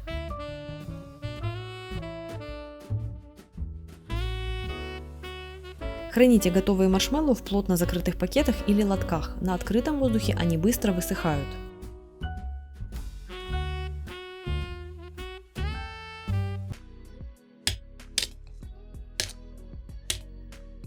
Я не могу устоять перед этим десертом. Нежный, сливочный, ароматный, со звонкой карамельной корочкой сверху. Готовлю знаменитый изысканный десерт крем-брюле. Список ингредиентов я оставила в описании под этим роликом в инфобоксе. Я уже говорила, что добавки в этот десерт могут быть разными, от классической ванили и до более сложных и фантазийных. Я использую сахар с натуральной ванилью и цедру лайма. Сливки должны быть жирными, 33-36%. Еще одно наблюдение. Я готовила крем-брюле из сливок одинаковой жирности, но разных торговых марок. И чем гуще сами сливки из упаковки, тем плотнее получится и крем-брюле. Нет, как омлет он, конечно же, не будет, но разница все же есть. Первым делом приготовлю ароматные сливки. Для этого натираю цедру лайма на мелкой терке. Лайм перед этим я тщательно вымыла. В небольшую кастрюльку отправляю сахар с натуральной ванилью, цедру лайма и вливаю сливки. Перемешиваю и отправляю на огонь.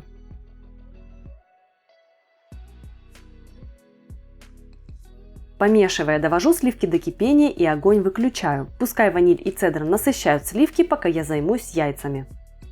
Отделяю белки от желтков. Для крем-брюле нужны только желтки. Белки можно использовать в безе, меренговом рулете или просто приготовить белковый омлет на завтрак. К желткам всыпаю сахар и перемешиваю. Теперь, помешивая желтковую основу венчиком, я вливаю в нее ароматные сливки, темперирую желтки.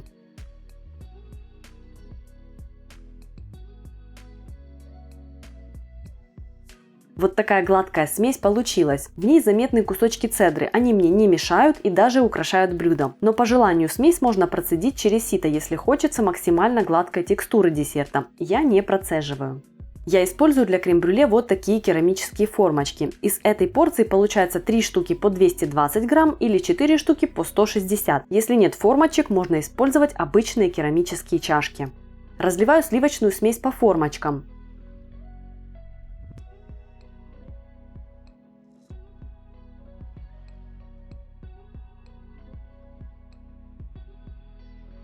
На дно глубокого противня укладываю бумажные полотенца, чтобы формочки не стучали. Устанавливаю в противень формочки со смесью.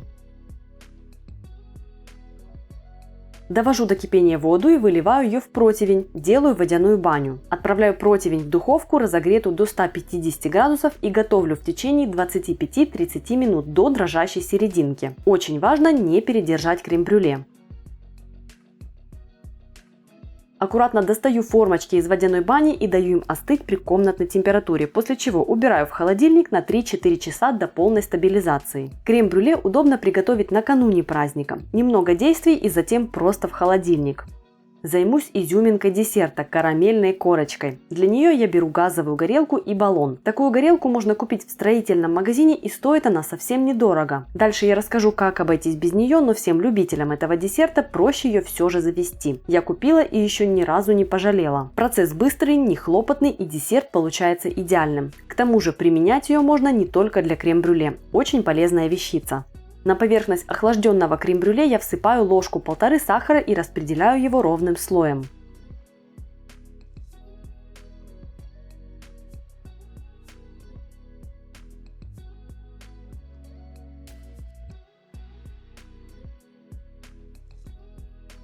При помощи горелки расплавляю сахар и даю ему карамелизоваться. Так как сам десерт охлажденный, корочка сразу же схватывается и становится той самой знаменитой звонкой корочкой крем-брюле. Если нет горелки, как быть? В этом случае выручит гриль в духовке. Его нужно нагреть и отправить близко к нему формочки с крем-брюле. Важно следить за процессом, и как только сахар расплавится, доставать десерт, иначе карамель сгорит. Как вы понимаете, в этом одно из неудобств такого способа. К тому же гриль в духовке есть не у всех, а еще нужно будет духовку разогревать, а это плюс одна операция, и сам десерт в духовке немного нагреется. Уже не будет того охлаждающего эффекта. Впрочем, метод рабочий, но с горелкой, конечно же, проще.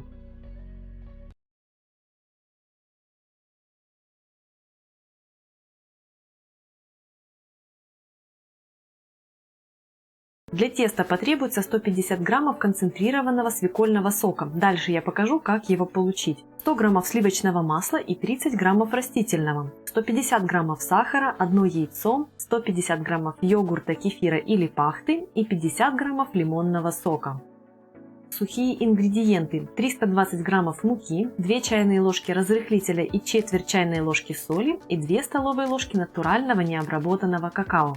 Крем: 500 граммов творога жирностью 10%, 200 граммов хорошего сливочного масла и 1 банка сгущенки. Зачем использовать натуральный какао? В отличие от алкализованного, он светлее по цвету и обладает более мягким вкусом. Как вы понимаете, мягкий цвет какао поможет нам максимально выдвинуть натуральный красный цвет и не заглушить его. Сейчас такой какао можно найти без проблем. Иногда на упаковке пишут сырой, и несколько вариантов сайхерб я оставлю в описании. Концентрированный свекольный сок. Именно с ним мне удалось получить максимально красивый цвет в готовом бисквите. Возьмите 1 кг свеклы и очистите ее от кожуры. Помойте, разрежьте на крупные части и выжмите сок при помощи соковыжималки. Если у вас ее нет, измельчите свеклу блендером до состояния пюре и тщательно отожмите сок через марлю.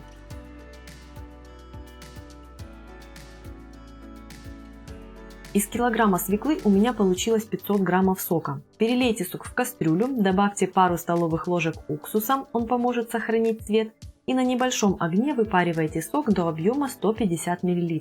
У меня это заняло около 10-12 минут. Выпаренный сок остудите до комнатной температуры. Смешайте сухие ингредиенты. В муку добавьте разрыхлитель, соль и 2 столовые ложки какао-порошка. Перемешайте смесь. Влажные ингредиенты. К размягченному сливочному маслу добавьте растительное и взбейте смесь до гладкости и кремовости. Сочетание разных жиров дает более интересный эффект. Бисквит получается более влажным. Теперь всыпьте к маслу сахар и взбейте смесь еще раз.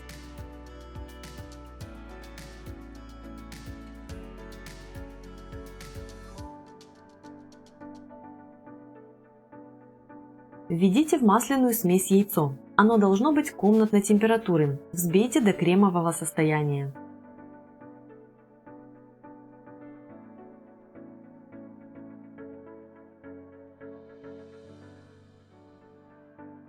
Влейте в будущее тесто йогурт, кефир или пахту, тоже комнатной температуры. Всыпьте смесь сухих ингредиентов, просеивая ее через сито. Я использую пахту, так как у меня она как раз осталась после приготовления домашнего сливочного масла. Слегка перемешайте тесто ложкой, а затем влейте в него концентрированный свекольный сок.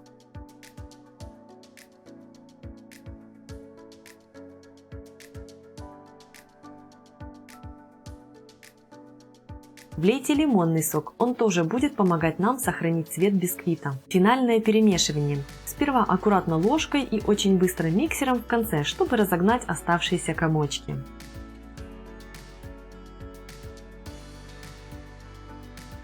Выложите тесто в форму для выпечки диаметром 20-22 см и выпекайте при 175 градусах в течение 40 минут.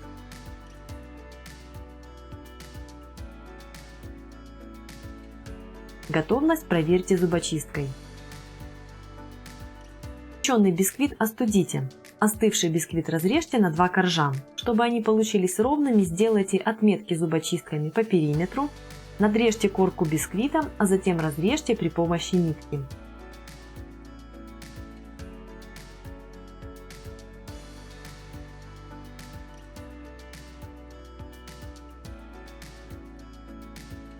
Приготовьте крем. Первым делом необходимо протереть творог через сито или измельчить блендером. В этом случае я использовала протирание. Классика. Чем мягче изначально творог вы возьмете, тем однороднее получится готовый крем.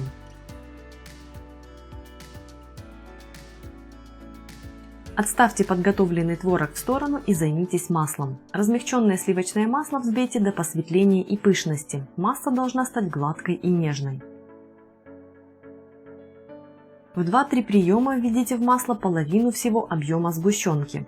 Еще раз напомню про температуру. Если ввести в размягченное масло холодную сгущенку, крем сразу же свернется. Также не стоит вливать в масло всю сгущенку сразу. В этом случае тоже есть риск сворачивания крема, так как масло не сможет сэмульгировать сразу большое количество сгущенки.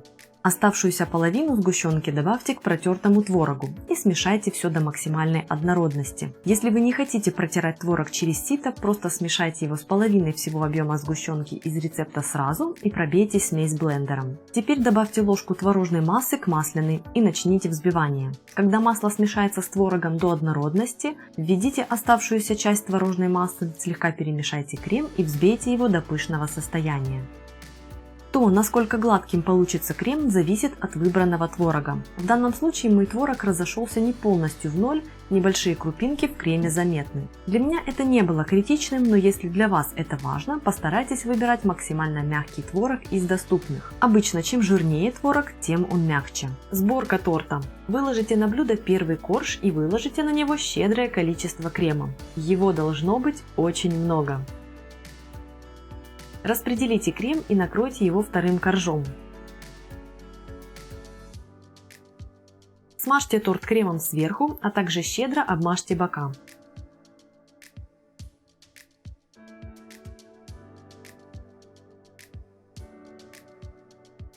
Можете выровнять крем или же пускай он лежит красивыми мазками. Второй вариант мне нравится больше. Во время разрезания бисквита на коржи я срезала немного теста и раскрошила его, чтобы использовать крошки для украшения. Вы можете украсить торт по своему вкусу. Отправьте торт в холодильник на ночь, после чего его можно подавать.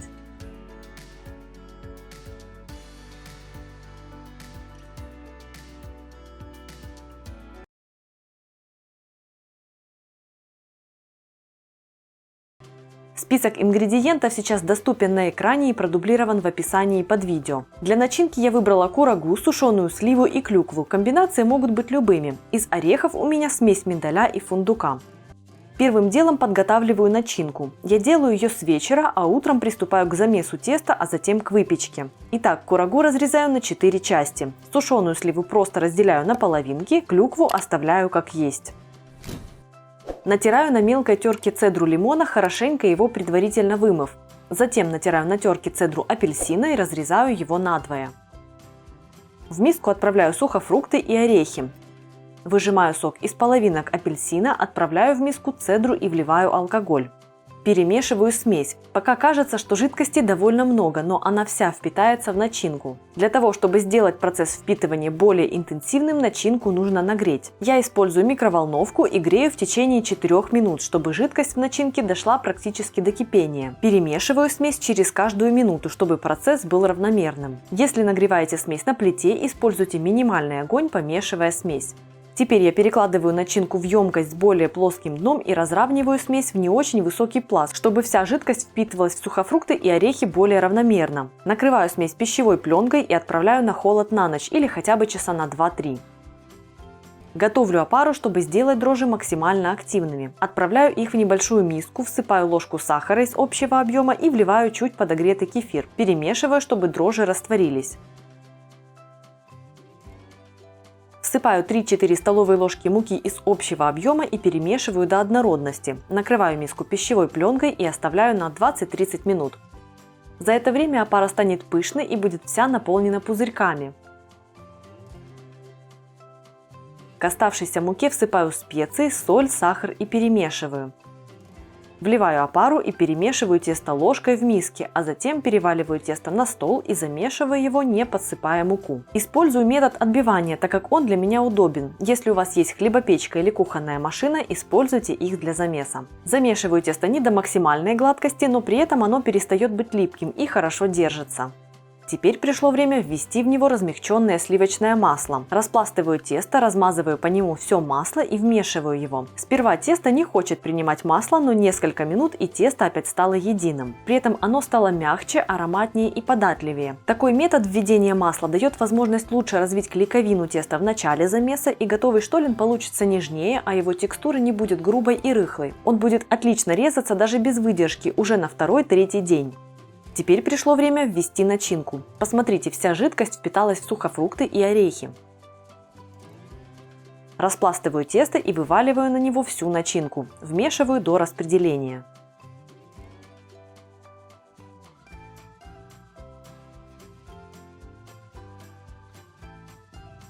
Собираю тесто и укладываю его в миску. Накрываю пленкой и отправляю в теплое место примерно на 2-3 часа. Тесто тяжелое, очень сдобное и нужно ориентироваться на внешний вид. Так как я использовала осмотолерантные дрожжи Духмяна Хата, тесто бродило шустро. За 2 часа оно хорошо выросло и было пронизано пузырьками. Обминаю тесто и переваливаю его на рабочий стол припыленной мукой. Делю на 2 части.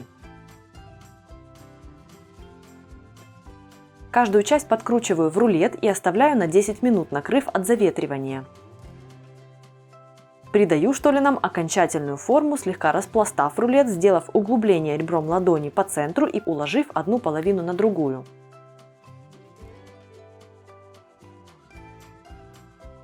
Перекладываю заготовки на противень, застеленный пергаментом. Делаю сгиб по центру, чтобы во время расстойки штоллины не сильно раздавались вширь. Они еще успеют это сделать во время выпечки. Под бока тоже подкладываю поддержку. У меня это просто рулоны с пищевой пленкой и фольгой. Накрываю заготовки пленкой и оставляю на 1 час для расстойки. Штоллины хорошо выросли и стали пышными. Убираю поддержку и отправляю штоллины в духовку, разогретую до 180 градусов на 35-40 минут. Они станут интенсивно румяными. После выпечки отделываю штоллины, смазываю их растопленным сливочным маслом и присыпаю сахарной пудрой. Масло создает своеобразный барьер на поверхности и запечатывает влагу внутри, благодаря чему штоллины и сохраняют свою свежесть. После отделки и полного остывания штоллины следует завернуть в пергамент и убрать в пакет или завернуть в пищевую пленку. А перед подачей я просто освежаю слой сахарной пудры, чтобы штоллины выглядели нарядными. Готовый дрожжевой штоллин очень нежный, прекрасно режется и не крошится, а благодаря дрожжам Духмяна Хата тяжелое тесто хорошо. Сейчас на экране вы видите список ингредиентов для каждого вида печенья. Вы можете останавливать видео или воспользоваться печатным списком из описания. Основа печенья, смесь масла с сахаром и яйцами, одинаковая для всех 4 видов, а поэтому я начинаю приготовление в общей миске. Смесь я затем попросту разделю на 4 одинаковые порции. Для начала необходимо взбить размягченное сливочное масло до нежного, слегка пышного состояния. Всыпьте в масло сахар. Лучше всего использовать мелкий сахар или же сахарную пудру. Взбивайте массу до однородности.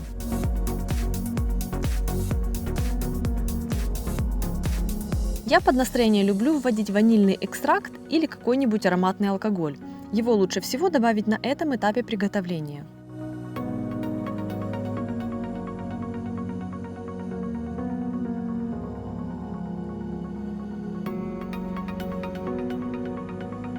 Теперь начните по одному вводить яйца. Очень важно, чтобы они были комнатной температуры, иначе масло свернется. У меня яйца не очень хорошо нагрелись, и масса все же немного расслоилась. По количеству яиц на видео вы можете оценить, какую большую порцию печенья я готовлю за раз.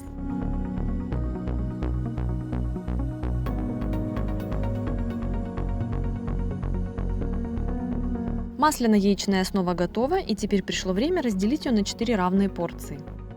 Для приготовления печенья с шоколадной крошкой смешайте сухие ингредиенты: муку с разрыхлителем, содой и солью.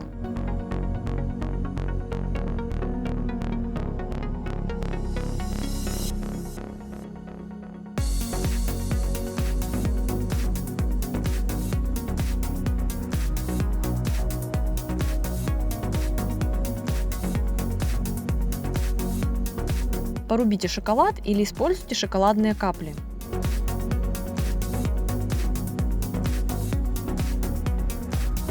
В масляно-яичную основу всыпьте муку и перемешайте тесто до однородности.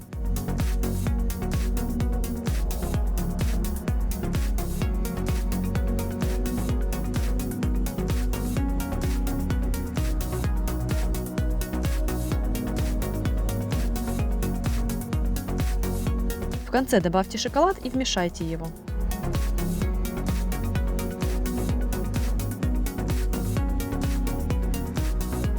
Для шоколадного печенья смешайте муку с какао-порошком, разрыхлителем, содой, солью.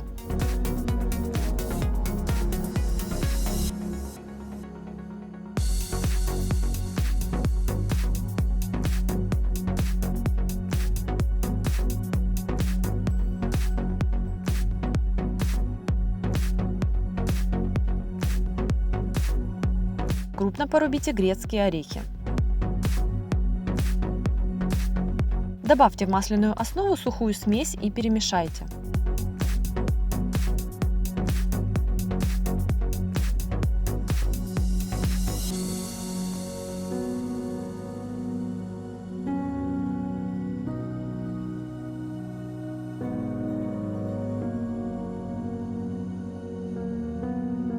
Введите в тесто орехи.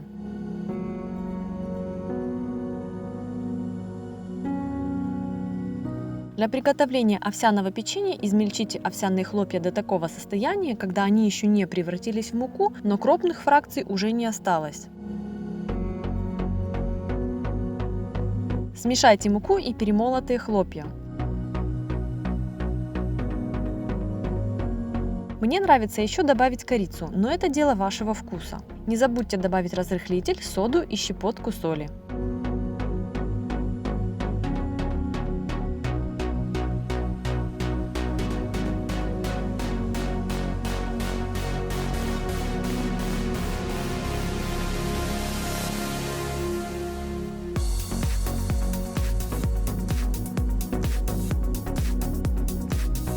Получившуюся смесь сухих ингредиентов добавьте в ранее приготовленную яично-масляную основу. Вымешайте тесто.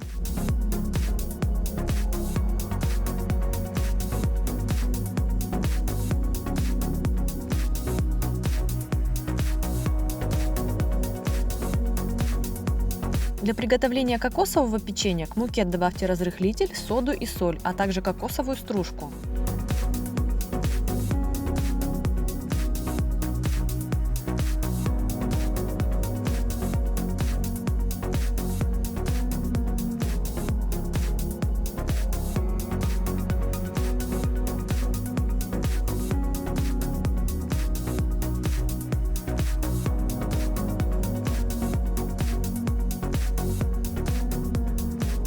Всыпьте полученную смесь к жидким ингредиентам – маслу с сахаром и яйцами. Перемешайте до однородности.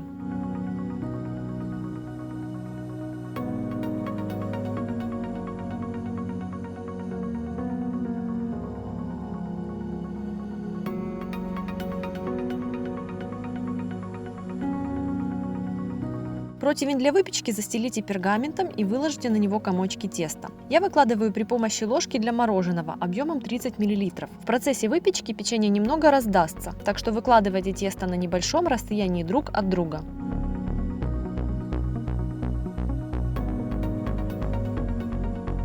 Выпекайте печенье при 180 градусах в течение 10-12 минут, пока оно не приобретет приятный золотистый цвет. Я пеку в режиме конвекции одновременно на 2-3 противнях.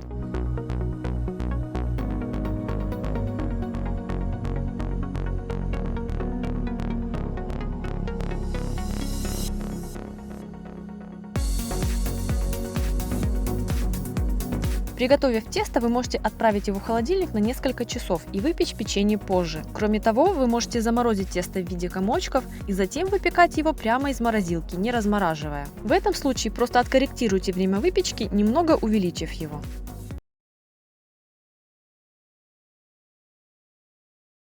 Список ингредиентов я оставила в описании под роликом. Так как у меня есть стручок ванили, то я использую его в этом шикарном десерте. Можно также использовать натуральный ванильный сахар, например, есть у фирмы Dr. Edgar. В глубокую миску отправляю сливочный сыр. Если сыр комнатной температуры, обращаться с ним в этом рецепте будет легче.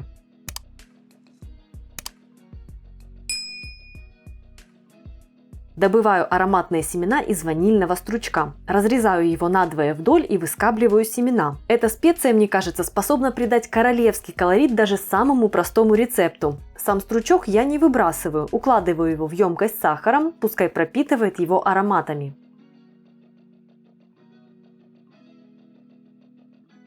К сливочному сыру отправляю семена ванили. Посмотрите, как они играют в сыре.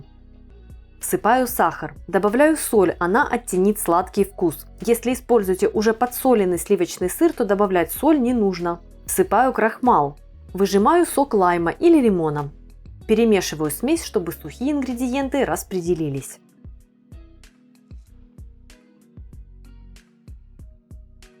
Вливаю к смеси сливки. Вбиваю яйца. Пробиваю смесь блендером. Она получается довольно жидкой, так и должно быть.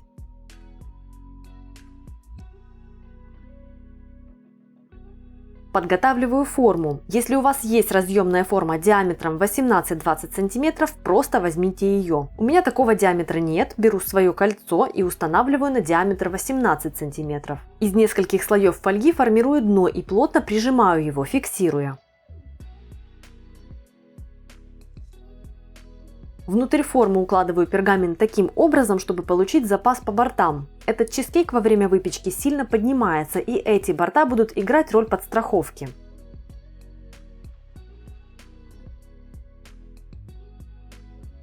Устанавливаю форму с чизкейком в небольшой противень. Если у вас обычная разъемная форма, ее в противень ставить не нужно. Выливаю смесь для чизкейка в форму, слегка разравниваю ее. Немножечко подрезаю слишком длинные части пергамента. Отправляю чизкейк в духовку. У моей 4 уровня. Устанавливаю его на второй уровень сверху, ближе к верхней части, чтобы получить характерную жженость. Выпекаю при 220 градусах в течение 35 минут. Готовый чизкейк должен иметь характерный цвет корочки, а серединка должна еще быть подвижной.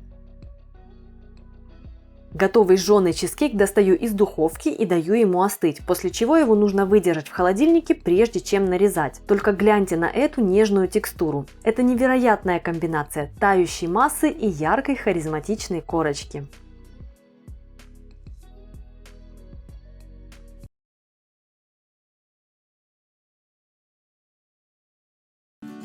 Для этого волшебного манника возьмите 1 стакан манки, это 200 граммов, у меня из твердых сортов пшеницы, 1 стакан кефира, это 250 граммов, 1 стакан кокосовой стружки, это 100 граммов, 150 граммов сахара.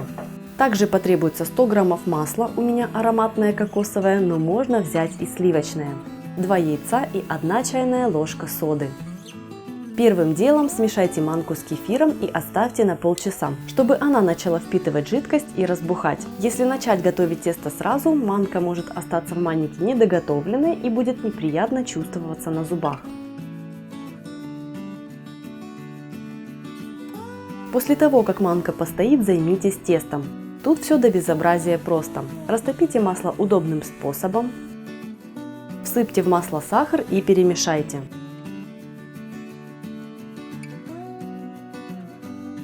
Затем вбейте в масляную основу яйца и смешайте венчиком до однородности. Следом отправляйте в тесто манку с кефиром, перемешайте. В завершение кокосовая стружка и сода. Всыпьте сперва стружку, затем соду и слегка перемешайте их между собой, чтобы сода распределилась более равномерно. Делать это можно и в отдельной емкости заранее, но сработает и так. Гасить соду не нужно. Реакция произойдет благодаря кислоте в кефире и высокой температуре во время выпечки. Про то, почему не нужно гасить соду уксусом в ложке, я писала на своем сайте. Ссылка в описании. Переложите тесто в смазанную форму для выпечки и готовьте при 175 градусах около 40 минут. В металлической форме он обычно готовится быстрее и получается более румяным. Поэтому следите, если будете использовать именно такую. Когда манник будет готов, дайте ему слегка остыть в форме. Так как в нем нет муки, он сочный и рыхлый, и нарезать его в горячем виде не очень удобно.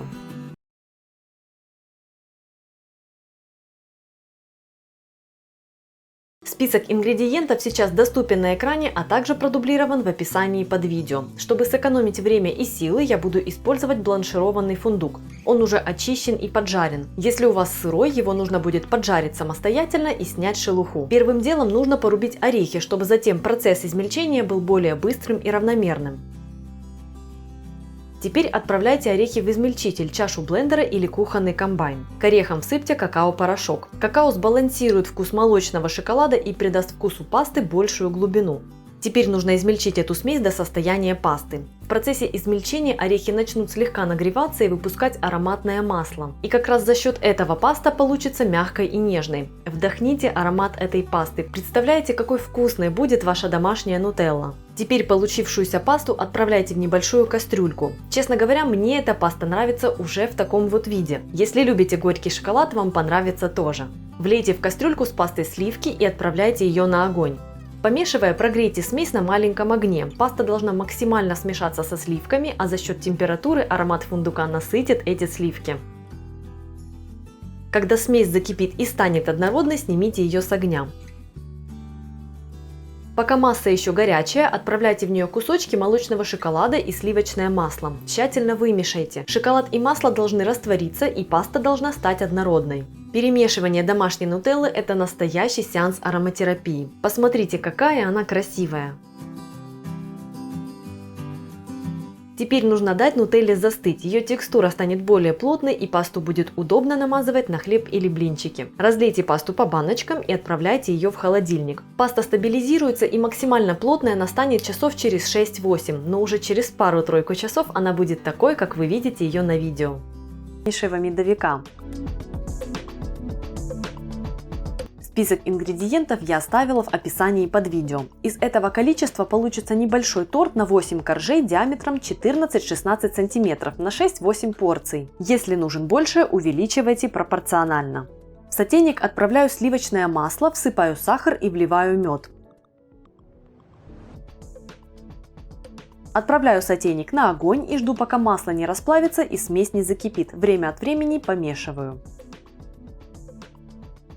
Когда смесь закипит, выключаю огонь и всыпаю в нее соду. Смесь начнет сильно пениться и приобретет карамельный цвет. Активно перемешиваю смесь, чтобы процесс шел равномерно и пена не сбежала. Переливаю медовую основу в глубокую миску и даю остыть до теплого состояния. Вбиваю в смесь яйца, добавляю щепотку соли и перемешиваю венчиком до однородности.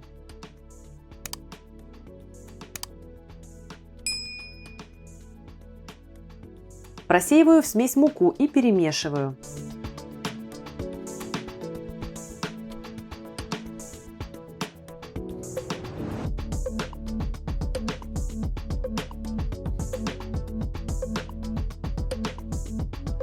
Приступаю к выпечке коржей. Тут все очень быстро. Разогреваю антипригарную сковороду на небольшом огне и отправляю туда тесто. Так как оно вязкое, нужно его распределить в тонкий слой при помощи ложки или половника. Оно не будет растекаться, как, скажем, блинное.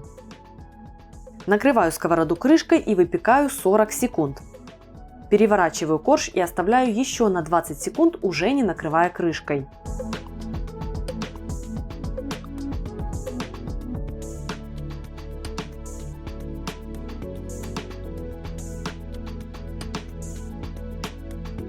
Коржи получаются мягкими и нежными. Диаметр до обрезки у меня 17 см.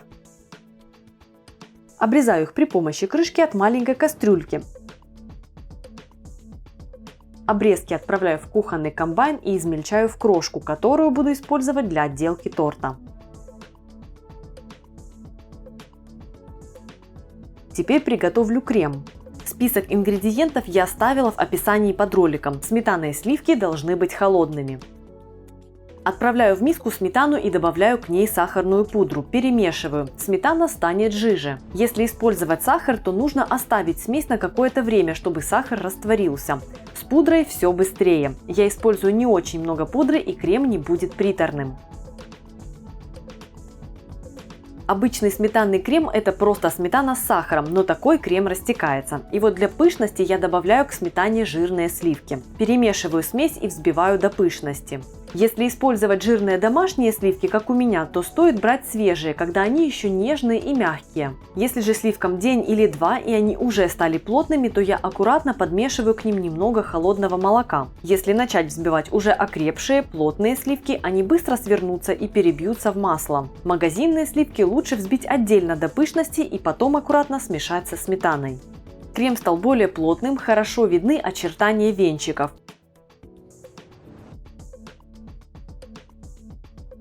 Собираю торт. На тарелку подкладываю под коржи полоски бумаги, чтобы затем было чище. Перемазываю коржи нежным кремом. Слой у меня довольно толстый, чтобы было максимально нежно. Оставляю немного крема для отделки верха и боков.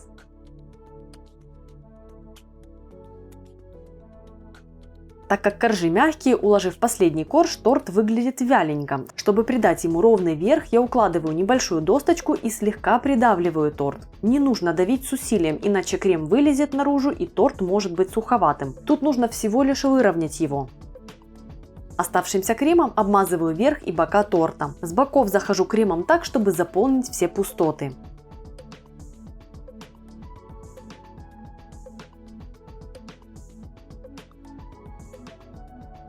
Отделываю торт крошкой из обрезков. Оставшиеся обрезки отлично подойдут для быстрых десертов. Просто немного любого крема, крошка и какие-нибудь фрукты или ягоды. Отличный десерт. Сметаю лишнюю крошку у основания торта и убираю полоски бумаги. Вот так чистенько после отделки на тарелке благодаря этим полоскам.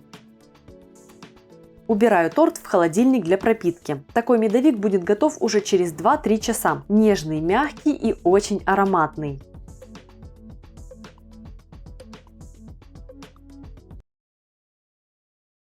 Три безобразнейшим образом переспевших банана.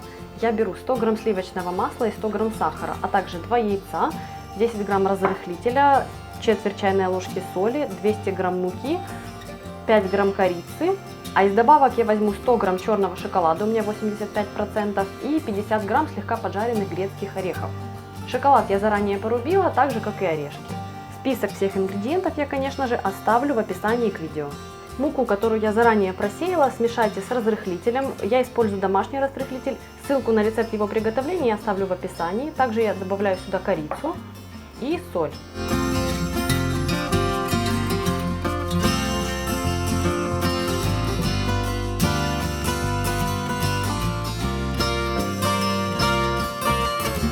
Теперь я очищу и разомну все бананы. Смотрите, сама мякоть бананов еще не темная, а значит, это как раз то состояние, когда их лучше всего использовать для приготовления бананового хлеба. Сейчас они очень ароматные и их запах очень сильный. Если таких вот спелых бананов у вас нет, вы можете воспользоваться небольшой хитростью. Взять просто спелые бананы, нарезать их небольшими кусочками и заморозить в морозилке. После того, как вы их разморозите, они станут более сладкими, более насыщенными по вкусу. Я разминаю бананы в пюре при помощи вилки. Можно измельчить, конечно же, блендером, но мне нравится, когда попадаются такие небольшие кусочки мякоти. А также можно использовать картофелемялку. Спелые бананы разминаются очень хорошо, очень легко. Вот, консистенция уже такая, как мне нравится, с небольшими кусочками. Кто забыл включить камеру, тот молодец. В общем, я смешала масло с комнатной температурой, размягченное сливочное масло с сахаром до однородности. Сейчас я буду эту смесь взбивать. Изначально я смешала ее с сахаром для того, чтобы просто сахар во время взбивания не начал разлетаться по кухне. Взбиваю.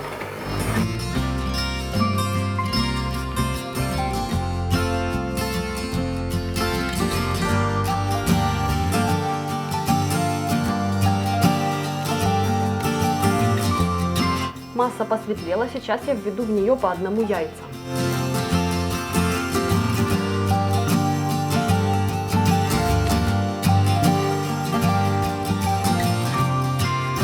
Напомню, что все ингредиенты должны быть комнатной температуры, иначе масло при добавлении холодных яиц или же холодного пюре из бананов будет сворачиваться.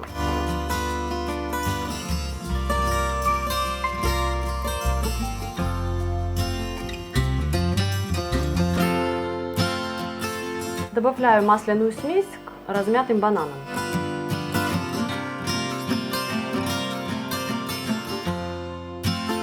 Сейчас я переложу эту смесь в большую по размеру миску, иначе смешивать с мукой тесто мне будет очень неудобно. Добавьте в тесто сухую смесь. На этом этапе тесто можно смешать либо вручную, либо при помощи миксера. Мне больше нравится делать это миксером, потому что так смешивание происходит быстрее и готовый хлеб потом более нежный по текстуре.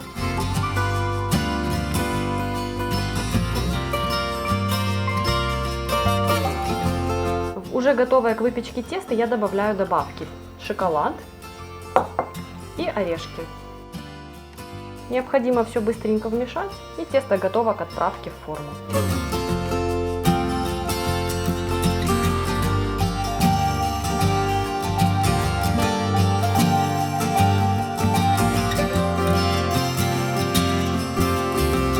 Форму для хлеба я заранее подготовила. Несмотря на то, что она у меня стеклянная и можно в ней выпекать, просто смазав ее сливочным маслом, я предпочитаю простелять ее листом пергамента, чтобы потом хлеб было удобнее доставать.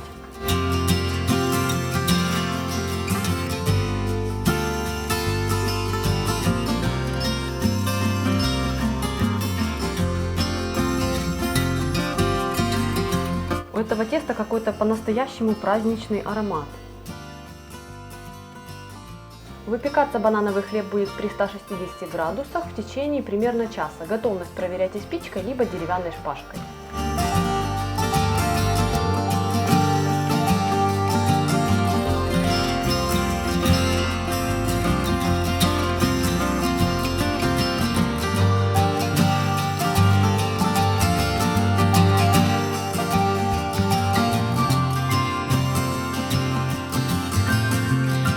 Первыми готовлю насыщенные ореховые кексы финансье с какао. У них плотная корочка и очень нежная, влажноватая, приятно маслянистая серединка, а аромат такой густой, что небольшая по размеру порция – идеальный вариант. Сочетание орехового вкуса и аромата темного жирного какао от Dr. Edgar – это потрясающе. В основе теста также немного муки и разрыхлитель, сахарная пудра, топленое масло и белки. Желтки я использую в следующем рецепте. Полный список ингредиентов с граммами я оставила в описании под роликом.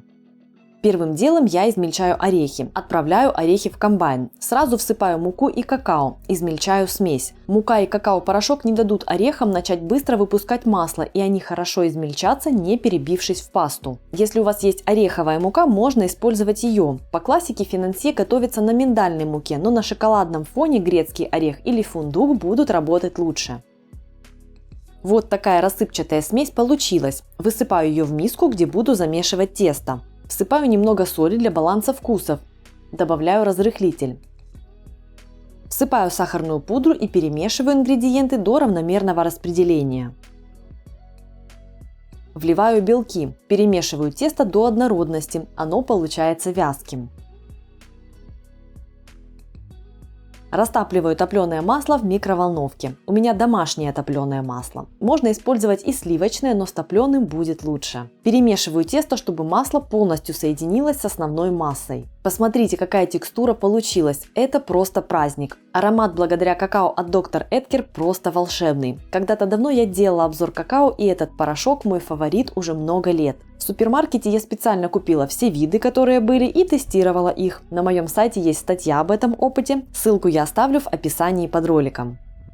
Распределяю тесто по формочкам для кексов. Я слегка смазала ячейки растительным маслом. Теста хватает ровно на 12 штук стандартного размера.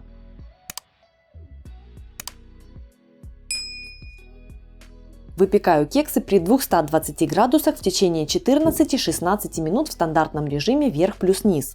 Эти кексы вкусны и сразу после выпечки, а также они прекрасно хранятся в течение 2 недель. Главное поместить их в контейнер или замотать в пищевую пленку, чтобы они не высохли.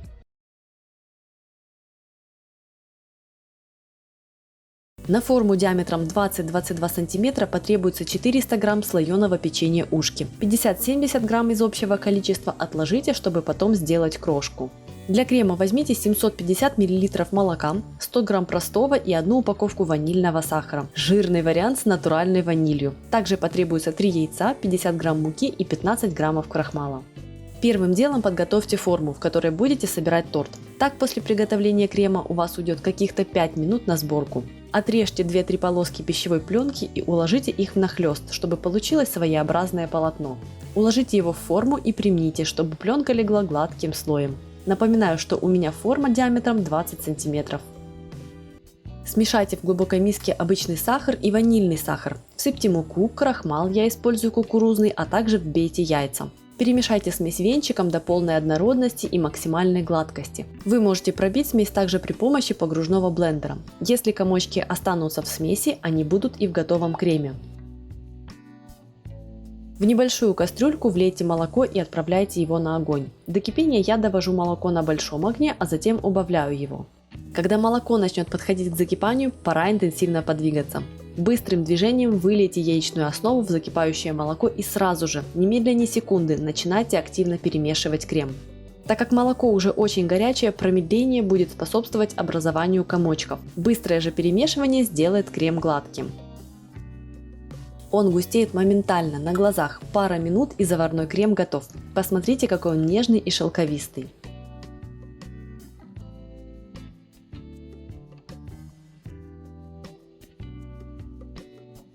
Собираем торт. На дно подготовленной формы, она в дальнейшем станет верхом, отправьте четверть горячего крема и распределите его ровным слоем. Выложите слой печенья ушки. Если где-то образовываются пустоты, заполните их, отломав часть печенья.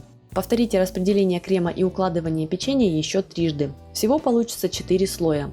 Деликатно примните последний слой печенья, как бы утапливая его в крем. Это станет дном торта. Подогните края пищевой пленки к центру. Так как крем во время сборки торта еще теплый, он быстрее пропитает печенье. Не убирайте торт сразу в холодильник. Оставьте его при комнатной температуре, пока крем не остынет, а затем переместите в холодильник для окончательной пропитки. Торт пропитан, осталось придать ему завершенный вид. Разверните дно торта и уложите какую-то основу. У меня специальная подложка для торта, но также прекрасно подойдет небольшая доска или плоская тарелка. Переверните Наполеон. Отложенную часть ушек отправьте в какой-нибудь пакет, их нужно измельчить. Я сперва стучу по печенью скалкой, чтобы разбить крупные куски, а затем просто прокатываюсь по ним, пока крошка не получится такой, как нужно. Она не должна быть мелкой, как пыль. Очень красиво, когда остаются небольшие кусочки, поэтому я не измельчаю печенье в комбайне. Снимите пищевую пленку и обсыпьте крошкой бока торта, слегка вдавливая ее. Очень удобно делать это вот так, на весу. Затем не придется убирать лишнюю крошку с тарелки или доски.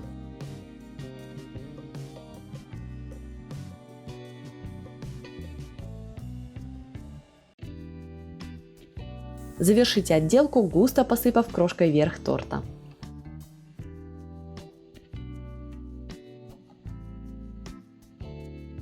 Ленивый Наполеон без выпечки готов. По виду его не отличишь от классического, а на приготовление ушло каких-то 15 минут. Удивительно! Нежный, с неповторимым, характерным ароматом и вкусом. Его не спутать ни с одним другим тортом. Молочный крем, сливочный аромат теста и легкие ванильные нотки. Что еще нужно, чтобы почувствовать себя хорошо?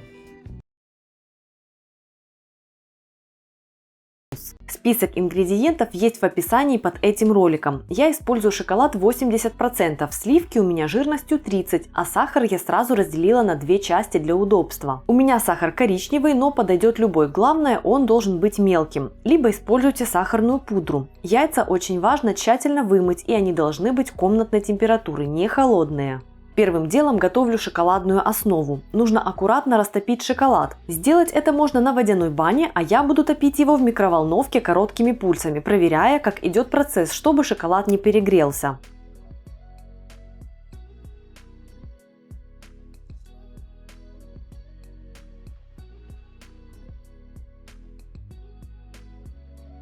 Шоколад практически готов. Осталось буквально пара кусочков, они сейчас разойдутся при перемешивании.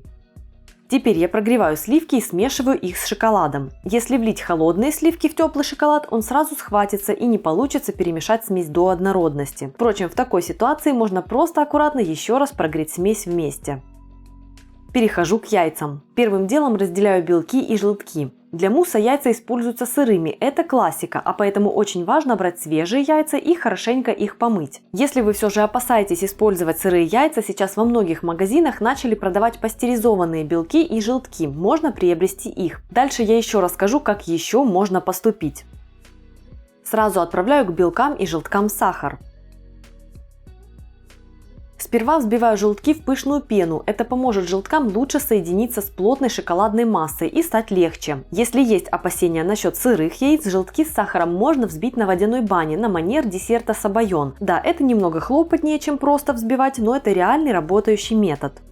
Когда желтки станут пышными, сперва добавляю ложку шоколадной массы и взбиваю до распределения. Затем ввожу остальную массу и взбиваю до однородности. Масса получается легче и она слегка вязкая.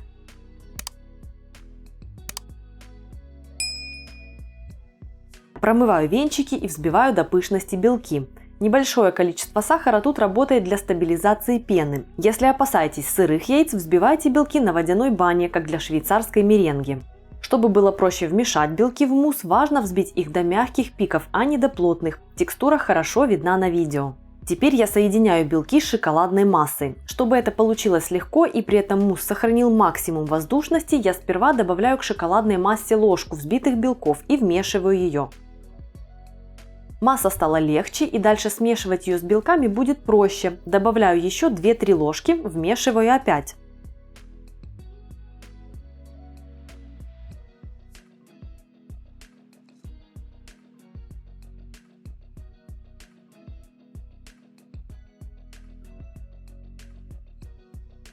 Теперь всю шоколадную массу отправляю к остальным белкам и перемешиваю все до однородности.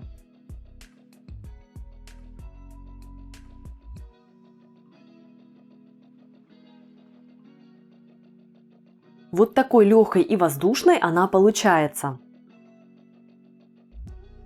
Распределяю мусс по формочкам. У меня стеклянные рамекина по 200 мл, получается 4 полных порции. Можно сделать порции поменьше, если предполагается сытный ужин. А еще можно подавать мусс в небольших бокалах, это тоже очень красиво и нарядно. Накрываю мусс пищевой пленкой и отправляю в холодильник для стабилизации на пару часов, после чего он превратится в настоящий рай.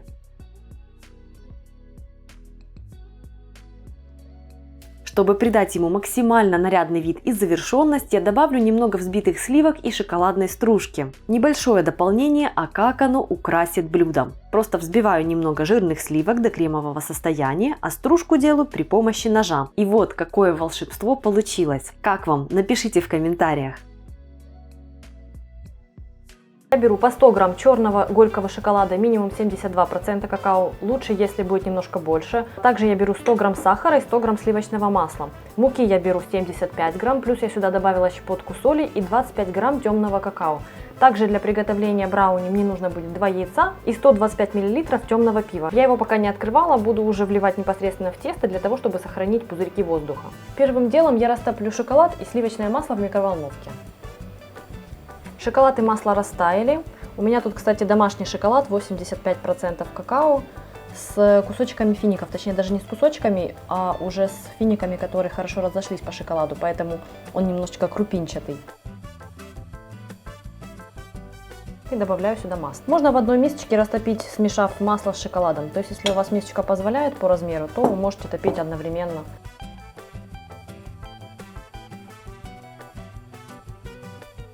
Всыпаю сюда сахар.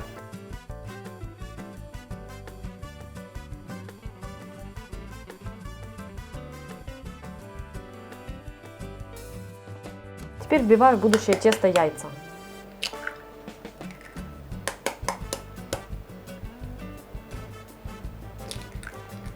К слову, в тесто вы можете смело добавлять любые орехи, которые вам по душе, но благодаря пиву брауни получается настолько ярким, что орехи тут в принципе даже не обязательны. Но если орехи вы очень любите, то смело вводите. После добавления яиц масса становится такой густоватой. Сейчас я введу сюда 125 мл темного пива.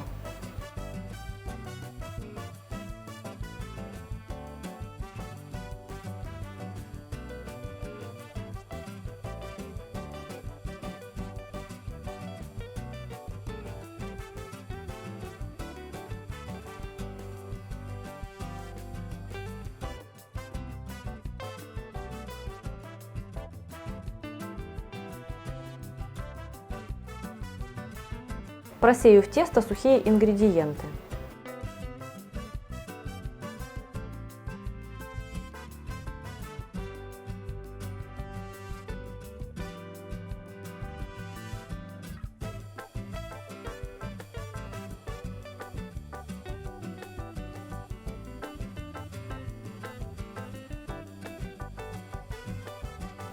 Опять беру венчик и перемешиваю тесто до однородности.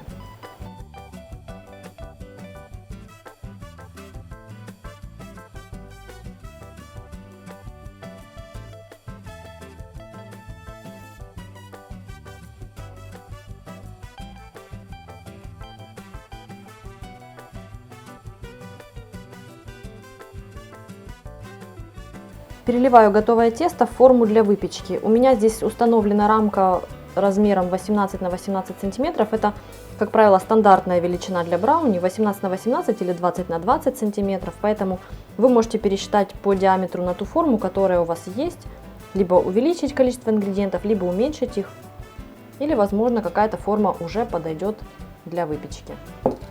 Распределяю тесто по всей форме. Обязательно застелите форму пергаментом, потому что в противном случае вам будет очень сложно достать брауни. Все, отправляю пирог выпекаться при температуре 180 градусов около 20 минут, но делайте скидку на свою духовку и проверяйте готовность палочкой.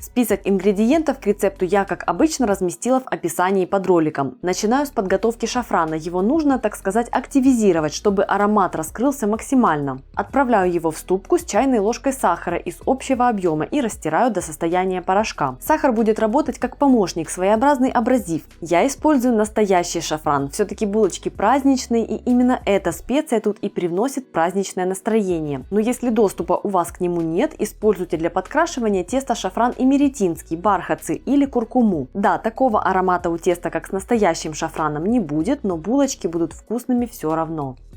Теперь активизирую аромат шафрана. Я отлила половину молока от общего объема и отправляю в него растертый с сахаром шафран. Прогреваю в микроволновке до кипения. Можно прогреть и просто на плите.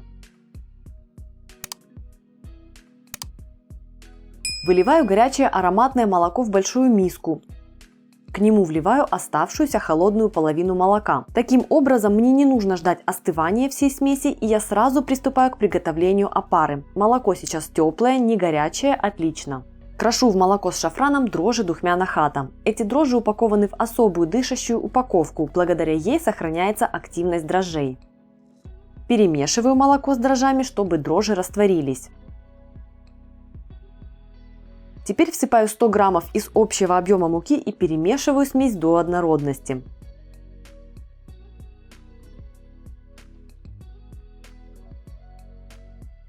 Накрываю опару пленкой и оставляю на 20 минут. Посмотрите, какой пышной стала опара. Перемешиваю ее, отправляю оставшийся сахар, соль, вбиваю яйцо. Перемешиваю.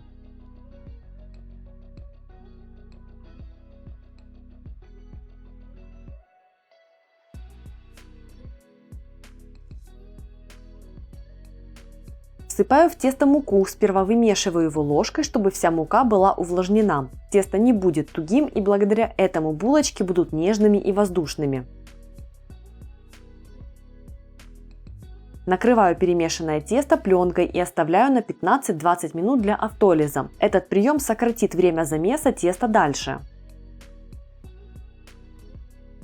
Перекладываю тесто в хлебопечь, я буду замешивать в ней, но замесить тесто можно и вручную, и при помощи миксера с насадками-крюками, и при помощи планетарного миксера. Делайте так, как вам удобнее. Через пару минут с начала замеса я добавляю в тесто треть размягченного сливочного масла и жду, пока тесто вберет его полностью.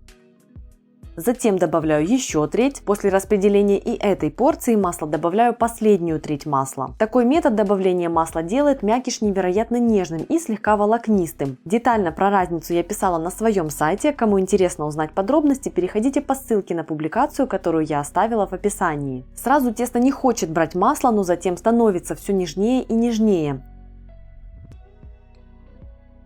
Когда все масло разойдется и тесто станет гладким, замес окончен. В моей хлебопечи с ее не очень интенсивной скоростью это заняло 16 минут. Подформовываю тесто в шар и укладываю в миску для брожения.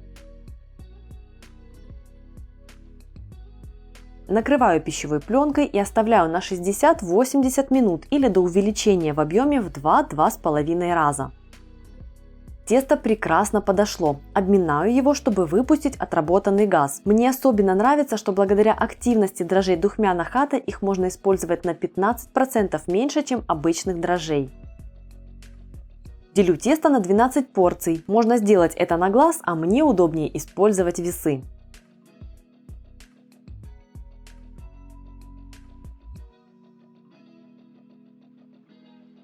Каждый кусочек теста подформовываю в шар.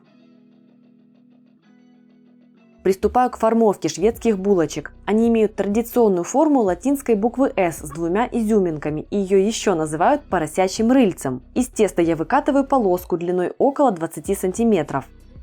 Заворачиваю тесто с обоих краев по направлению к центру. На видео все прекрасно видно и понятно, формовка очень простая. Переношу заготовки на противень, застеленный пергаментом. Накрываю противень пищевой пленкой и оставляю на 30-40 минут для расстойки. Я установила на противень небольшие рюмочки, чтобы булочки свободно росли, и пленка их не касалась. Этим временем я разогрела духовку до 200 градусов. Распухшие булочки я смазываю взболтанным яйцом и дополняю изюминками.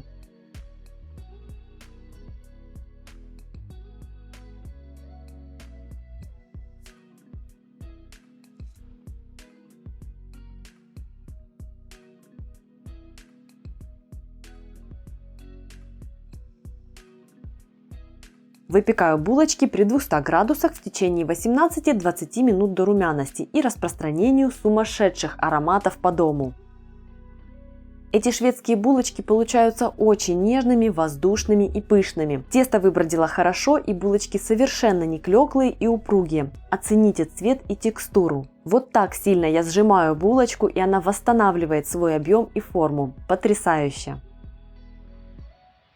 Начинаю приготовление меню с десерта. Вместо торта я предлагаю приготовить элегантный порционный десерт флан, он же крем-карамель. Готовится всего из 3 ингредиентов, процесс очень простой и незаморочливый, что сохраняет силы и время, а выглядит он так изысканно. Первым делом высыпаю 80 граммов сахара на сухую сковородку и отправляю ее на минимальный огонь. Жду, когда сахар расплавится и приобретет приятный карамельный цвет. Все кристаллики должны разойтись.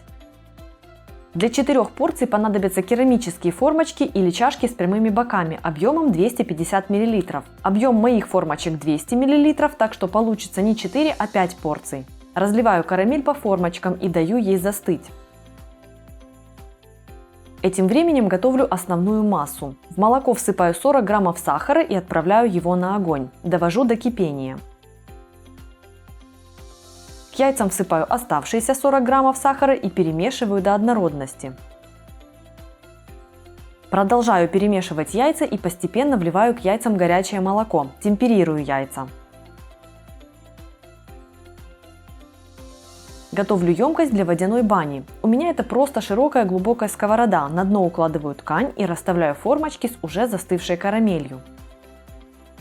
Теперь разливаю яичную массу по формочкам с карамелью. Использую сито, чтобы убрать какие-то оставшиеся небольшие сгустки.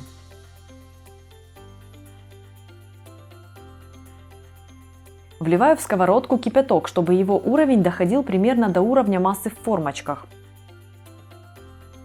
Отправляю все в духовку, разогретую до 150 градусов, и готовлю в течение 20-25 минут до дрожащей серединки. После этого вынимаю формочки из воды и даю им остыть, а после убираю в холодильник на сутки. Очень важно выдержать флан именно сутки. За это время карамель на дне полностью растает благодаря влаге и превратится в карамельный соус. Перед подачей я аккуратно провожу ножом вдоль стенок формочки и переворачиваю флан на тарелку. Нежную массу, напоминающую пудинг, окутывает ярким карамельным соусом. Идеальный праздничный десерт, который дополнит и завершит весь ужин и при этом не оставит неприятной тяжести в желудке. Необходимо 200 граммов запеченной тыквы или пюре, 120 граммов сахара, 2 столовые ложки растительного масла, 1 яйцо, 320 граммов муки, а также 5 граммов разрыхлителя. Для творожного крема возьмите 400 граммов творога жирностью 10%. Он должен быть мягкий и легко растираться между пальцами. Так крем получится однородным. Можно использовать брикетный творог.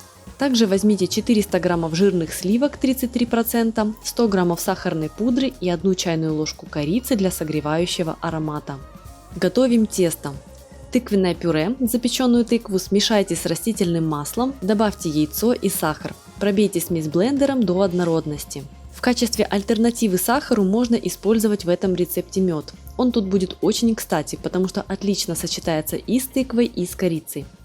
Также можно использовать коричневый или кокосовый сахар.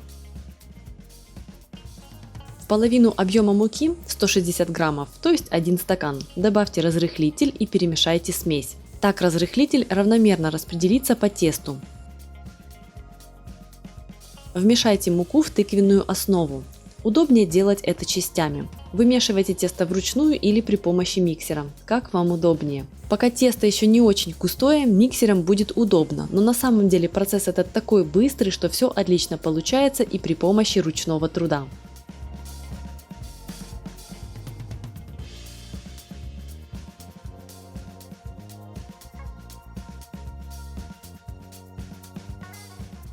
Когда вы введете первую половину муки с разрыхлителем, тесто будет напоминать тесто для оладий. Теперь введите вторую половину муки и перемешайте тесто. Оно начнет собираться в шар, но при этом останется мягким. Пришло время дозамесить тесто. Помните, что оно должно оставаться мягким, поэтому не вводите в него слишком много муки на дозамесе, иначе готовый торт не будет таким нежным, как должен. Щедро припыляйте рабочий стол мукой и месите тесто до той консистенции, когда оно будет еще очень мягким, но при этом из него уже удобно будет раскатывать коржи. При этом оно будет оставаться слегка липким, поэтому подсыпайте муку при работе с ним. Посмотрите, насколько мягким получается тесто, но с ним уже удобно работать. Разделите тесто на 8 порций. Подкатайте каждую часть в шарик для удобства. В итоге у вас получится 10 коржей. 8 из основных частей и 2 из обрезков, которые останутся после раскатывания и которые можно будет перемесить. Только посмотрите, каким ярким получается это тесто. Работать с ним одно сплошное визуальное удовольствие.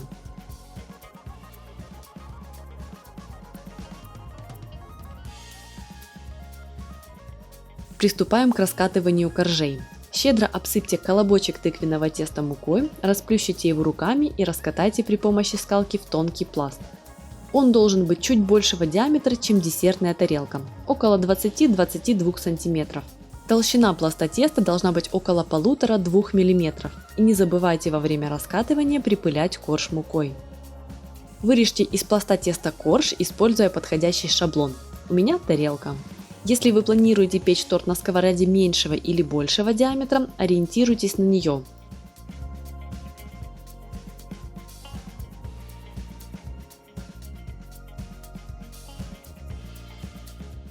Отправляйте корж на сухую и хорошо разогретую сковороду. Накройте ее крышкой и пеките корж на минимальном огне около 1,5 минут. После чего крышку снимите, переверните корж на другую сторону.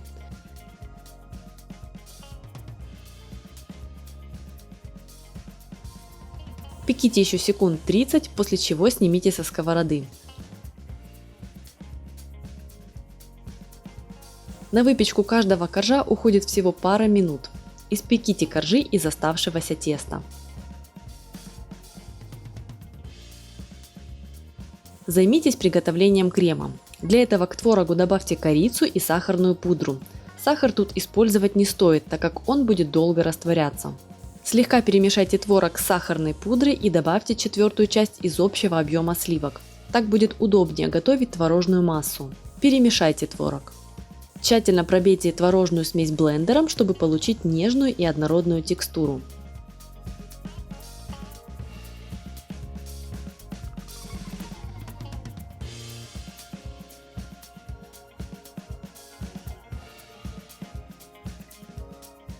Теперь взбейте оставшиеся охлажденные сливки. Взбивать до состояния крема не нужно. Нужно лишь дождаться, пока они станут пышными, превратятся в мягкую пену. Добавьте в сливки пару ложек творожной массы и взбейте крем. Когда первая порция творога смешается со сливками, добавьте оставшуюся часть творога и взбейте крем до пышного состояния.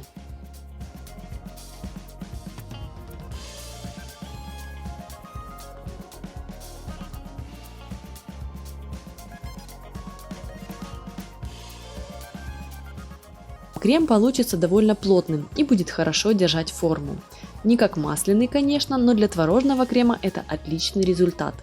Таким кремом можно запросто украшать десерты при помощи кондитерского мешка с насадками. При этом крем нежнейший, он отлично пропитывает плотное тесто и готовый торт будет таять во рту. Давайте соберем торт. Перемажьте все коржи творожным кремом с корицей. На каждый корж у меня уходит столовая ложка.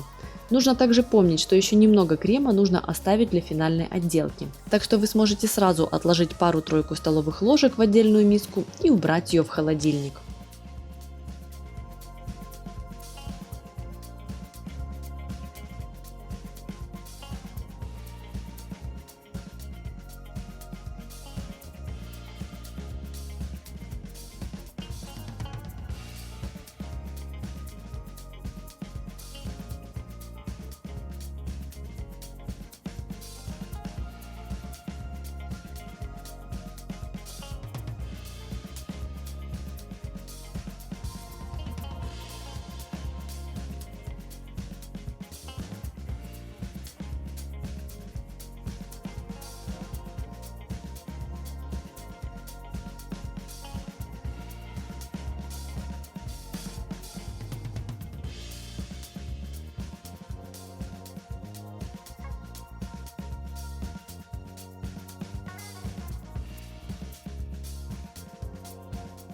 После сборки торту необходимо дать хорошенько пропитаться.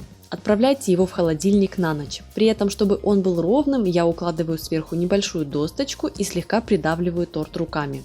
Также я закрываю бока торта пищевой пленкой, чтобы пока он пропитывается внутри, края коржа не подсыхали. Когда торт пропитается, можно подровнять края. Эта операция не обязательная, но так будет выглядеть аккуратнее. Оставшимся кремом отделайте бока и верх торта, а затем украсьте по своему вкусу. Или оставьте так, в креме, кучерявым, словно в облаке. После отделки торт можно подавать.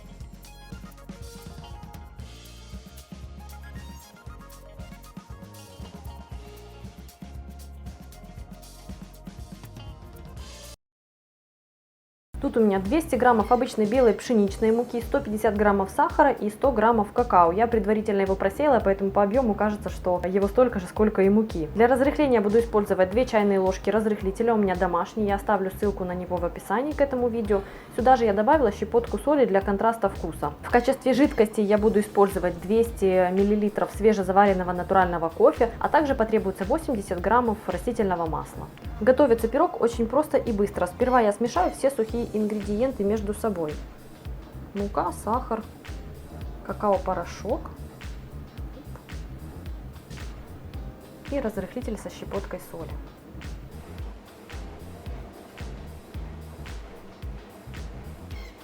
Вливаю сюда растительное масло. Совсем немножечко перемешаю и дальше следом уже отправлю сюда кофе.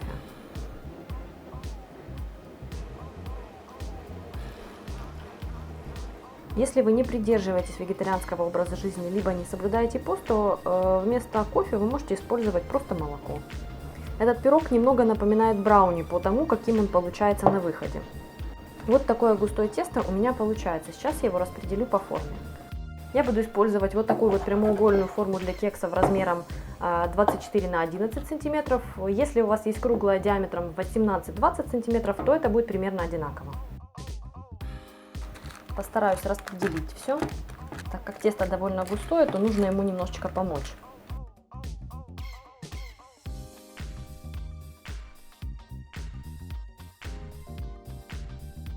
Сейчас я накрою форму кусочком фольги для того, чтобы сохранять влажность внутри. И буду выпекать при температуре 175 градусов в течение 20-25 минут. Потом фольгу уберу и дам немножечко кексу схватиться, приобрести корочку.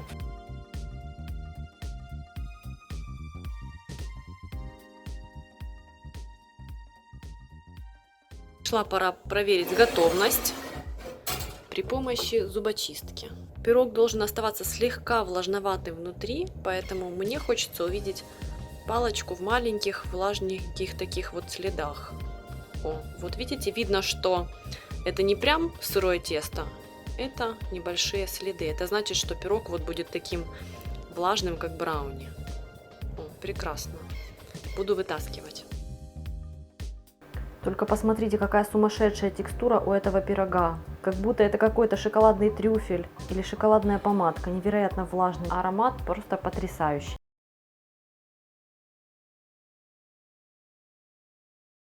Список ингредиентов сейчас доступен на экране и продублирован под видео. Как вы видите, у меня тут два вида какао. Это не обязательно. Можно использовать обычный какао-порошок, просто берите хорошего качества, он максимально ароматный. Я же когда-то давно купила черный какао-порошок в магазине для кондитеров, и как раз он и помогает получить этот характерный для печенья Орео черный цвет.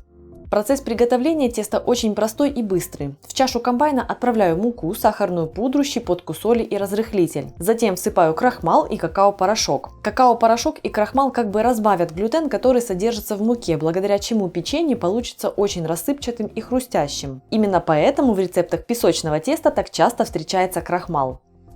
Затем отправляю в чашу блендера сливочное и растительное масло комнатной температуры. Такая комбинация жиров тоже будет работать на создание рассыпчатой и тающей текстуры.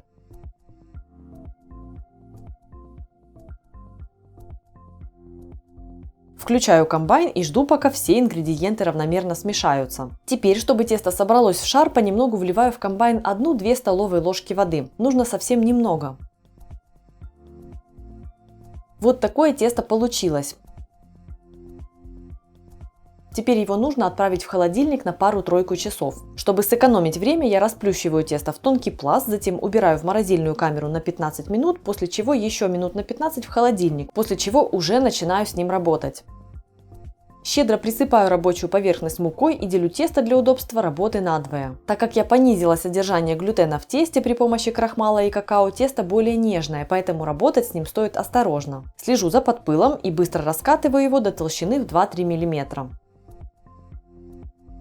Вырубкой диаметром 5 см вырезаю кружочки из теста. Остатки быстро перемешиваю и раскатываю заново. Если чувствую, что тесто нагрелось, отправляю его ненадолго в морозилку, чтобы оно сохраняло холодную температуру.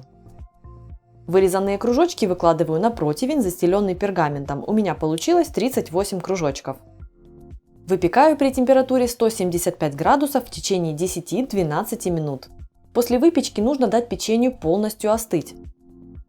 Этим временем готовлю крем-промазку. Для этого просто смешиваю сахарную пудру с ванилином и маслом комнатной температуры и растираю. Сперва кажется, что из этого всего ничего не получится, но подождите, нужна пластичная плотная масса. Вспомните, какая она в оригинальном печенье.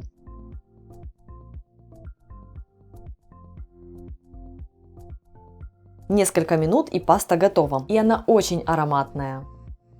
Остывшее печенье склейте попарно получившейся пастой. У меня на одну штучку уходит чуть меньше чайной ложки. Распределяю пасту, сдавливая половинки печенья, но делаю это очень аккуратно, потому что печенье нежное. Лишнюю пасту снимаю пальцем. Так удобнее, быстрее и аккуратнее всего. Естественно, он чистый, друзья, но кто не хочет так, делает по-своему. Печенье готово сразу после склеивания. Только представьте, какой аромат и какая текстура. На 4 порции возьмите 160 граммов черного шоколада, 100 граммов сливочного масла, 80 граммов сахара, у меня кокосовый, но подойдет и самый обычный белый, 60 граммов муки, 4 яйца, а также немного масла и какао-порошка для отделки формочек.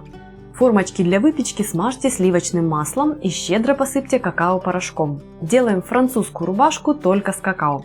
Порошок придаст дополнительную глубину вкусу корочки, но если эта горчинка вам не нравится, возьмите вместо какао муку. Удобнее всего подготовить формочки в начале приготовления, потому что весь остальной процесс занимает считанные минуты. Тесто, шоколад смешайте со сливочным маслом и растопите на водяной бане или в микроволновке. Я использую шоколад 74%. Будьте осторожны и не перегрейте шоколад, иначе он свернется. Я топила смесь в микре, и это заняло у меня 1 минуту, в середине которой я достала миску из микроволновки и слегка перемешала шоколад с маслом, чтобы нагревание шло равномерно. Вымешайте смесь до однородности. Вбейте в глубокую миску яйца и всыпьте к яйцам сахар. Напоминаю, что использую кокосовый, но подойдет и обычный. Кокосовый сахар дополнительно придаст карамельный оттенок вкусу фондана. Ссылки на несколько вариантов оставлю в инфобоксе. Перемешайте смесь до однородности венчиком.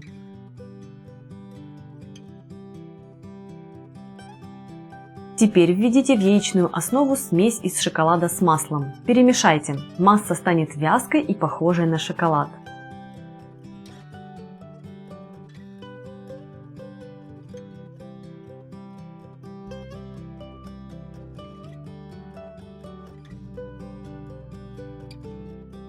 Всыпьте в тесто муку, просеяв ее через сито. Перемешайте до полной однородности.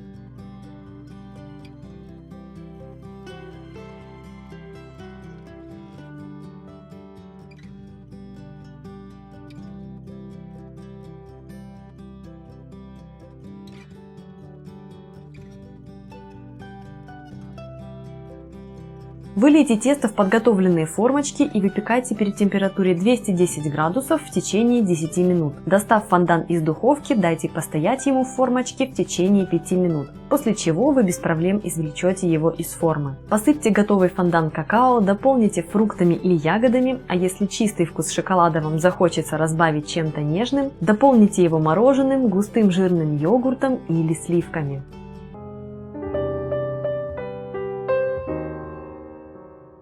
Для бисквита возьмите 5 яиц комнатной температуры, 125 граммов сахара и щепотку соли. Также подготовьте 60 граммов муки и 20 граммов крахмала. Для начинки я взяла 500 граммов домашнего клубничного джема, в котором попадаются и кусочки. Для отделки я буду использовать 80 граммов шоколадных конфет, которые растоплю. Разделите яйца на белки и желтки. Яйца должны быть комнатной температуры, это важно. Так сахар в них растворится и зафиксирует структуру. Взбивать лучше сперва белки, а затем желтки. Так не нужно будет мыть венчики. Если сначала взбить желтки, перед белками венчики нужно обязательно помыть и вытереть. К белкам добавьте щепотку соли и начните взбивать их. Сперва делайте это на небольшой скорости и постепенно увеличивайте ее. Когда образуется мягкая пена, начните понемногу всыпать в белки сахар. Всыпьте постепенно половину сахара из общего объема, взбивая белки до мягких пиков. Именно эта стадия взбитости хороша для приготовления бисквитов, так как пена эластичная и хорошо поднимается в духовке.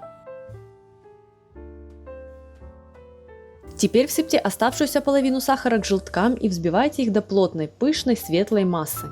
Желтки можно сразу взбивать на высокой скорости, так процесс будет идти быстрее. Посмотрите, как выглядят взбитые желтки. Пришло время смешать тесто. Отправляйте взбитые желтки ко взбитым ранее белкам. Смешайте оставшиеся два ингредиента – муку с крахмалом. Просейте их в миску со взбитыми белками и желтками. Аккуратно движениями снизу вверх перемешайте тесто. Я использую для этого силиконовую лопатку, ею работать очень удобно. При этом вращайте миску, чтобы тесто смешивалось равномерно. Важно вмешивать сухие ингредиенты довольно быстро, не перемешивая тесто слишком долго и не выпуская из него воздух. Тесто должно получиться очень нежным. Застелите противень листом пергамента и отправляйте на него тесто. Аккуратно распределите тесто по всей поверхности листа, разравнивая его до однородного по толщине слоя. Так бисквит пропечется равномерно и у краев, и по центру. Я использую для этого такую вот большую спатулу. Ею разравнивать бисквиты для рулетов особенно удобно. У меня на канале есть еще один рецепт бисквитного рулета. В нем очень нежная начинка из абрикосового пюре и творожного крема. Ссылку я оставлю в описании.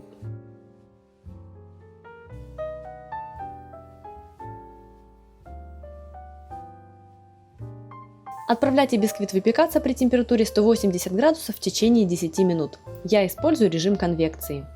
Перетяните бисквит на пергаменте на рабочую поверхность. Он нежный, но упругий. Это значит, что он хорошо пропечен. Накройте верх бисквита листом пергамента. Это поможет снять верхнюю корку. Пригладьте пергамент руками. Переверните бисквит на другую сторону и аккуратно снимите тот лист, на котором он выпекался. Смотрите, какая красивая у него структура. После этого снимите лист пергамента сверху. Вместе с ним отойдет и верхняя корка. Если в каких-то местах она не сойдет, можно легко скатать остатки руками. Давайте наполним рулет. Выложите на бисквит джем. Распределите его по всей поверхности. С одного края слой джема должен быть совсем тонким. Это нужно для того, чтобы джем не вылезал в конце сворачивания рулета. По сути, с этого края джем будет играть только роль клея для конца бисквита.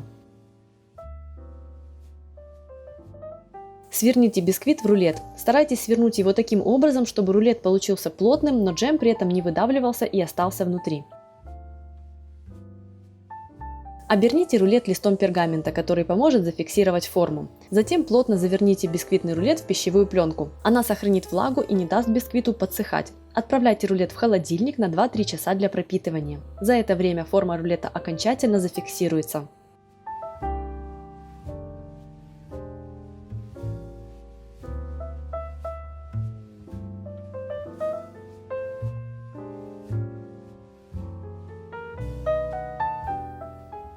Вот такой плотный сверток у меня получился. После того, как рулет пропитается, отделайте его по своему вкусу. Можно отправить его на несколько минут в морозилку, чтобы шоколадная отделка схватилась, но я не стала ждать и сразу разрезала его. Посмотрите, какой он нежный и сочный. Идеальное угощение и такое простое в приготовлении.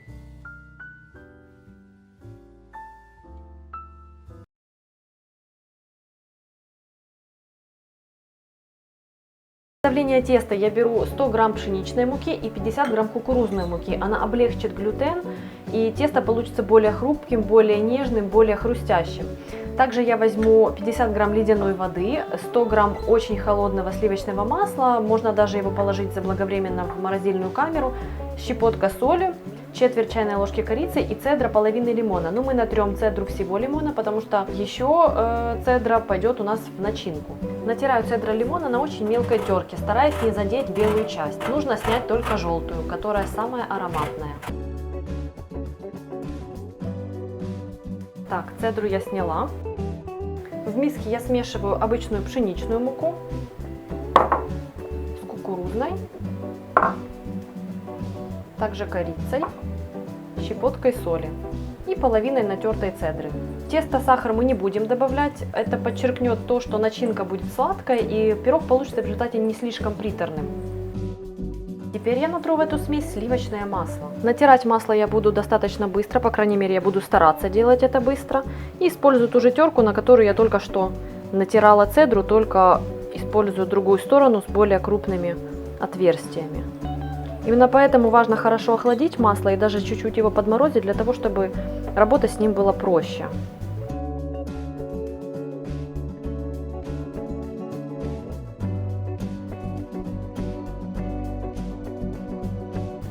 Теперь я перетру эти кусочки с мукой, с сухими ингредиентами. Мне нужно добиться такой текстуры теста, в котором кусочки масла слегка ощутимы, для того, чтобы не было вот полной однородности. Тогда тесто получится слегка слоистым. Я как будто создаю такие вот масляные хлопья.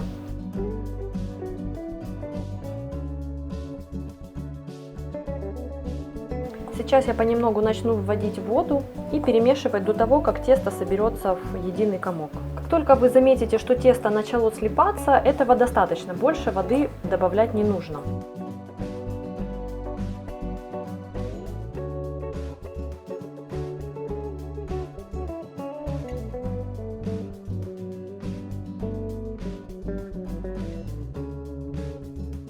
Я подготовила кольцо, в котором буду выпекать мой пирог. Вы можете использовать форму диаметром 20-22 см.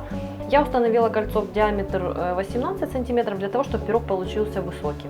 Теперь я распределю по кольцу тесто руками. Я не буду использовать раскатывание. Если вы хотите, вы можете поступить так же, как я, либо раскатать тесто скалкой и уложить его в форму.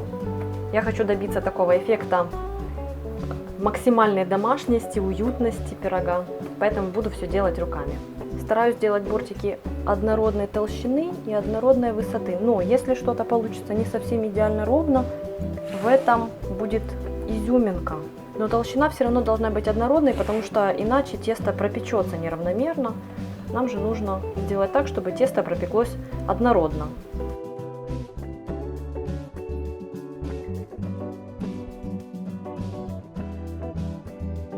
Тесто я уложила, посмотрите, какой получился красивый и уютный рваный краешек. Теперь я отправляю форму с тестом в холодильник на 1 час. Для приготовления начинки для пирога я возьму 500 грамм пюре тыквы. Я очень часто покупаю большую тыкву, разделываю ее сразу за раз, запекаю или отвариваю и потом использую пюре в тех блюдах, в которых мне хочется. Также я возьму 200 грамм жирных сливок, у меня домашние сливки, 100 грамм сахара, 3 яйца, а также половину уже ранее натертой нами цедры лимона и половину чайной ложки корицы. Отправляю в удобную какую-нибудь емкость для смешивания тыквенное пюре. Лучше брать тыкву мускатную, которая более ароматная и более сладкая. Добавляю к ней сахар, яйца,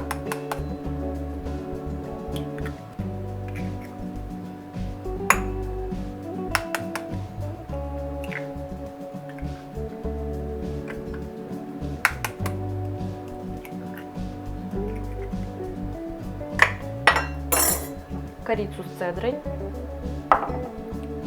и жирные сливки. Вы можете брать магазинные сливки 33%. Все эти ингредиенты нужно будет попросту смешать блендером.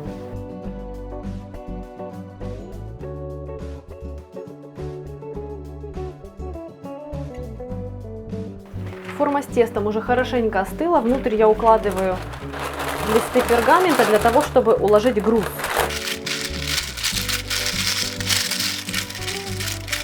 В качестве груза я использую старую горох с фасолью, у меня тут все вместе. Отправляю форму с тестом в духовку, разогретую до 220 градусов на 15 минут. Прошло 15 минут, корж подпечен. Сейчас я аккуратненько достану, сниму с него груз. невероятно благоухает лимонной цедрой, просто потрясающе. Так, тут остывает до следующего раза. Я выливаю сюда подготовленную начинку. Отправляю пирог выпекаться в духовку, в которую я убавила температуру до 180 градусов, минут на 30-35. Прошло 35 минут, пирог готов, его пора доставать. Посмотрите, как должен пирог выглядеть. По периметру начали появляться небольшие трещинки, но посередине он еще подрагивает. Пирогу нужно дать остыть и после этого разрезать.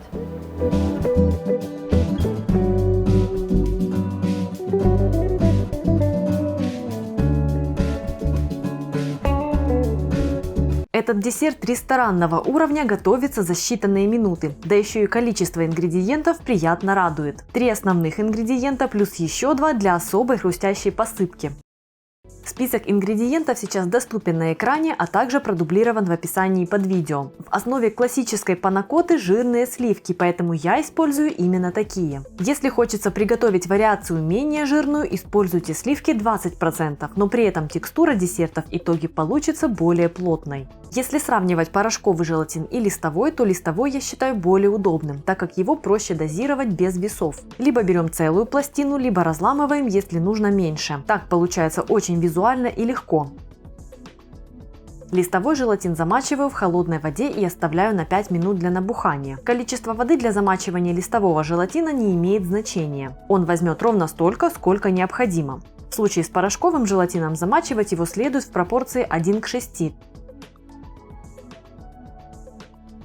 Пока замачивается желатин, быстро подготовлю остальные ингредиенты. С лайма снимаю цедру на мелкой терке.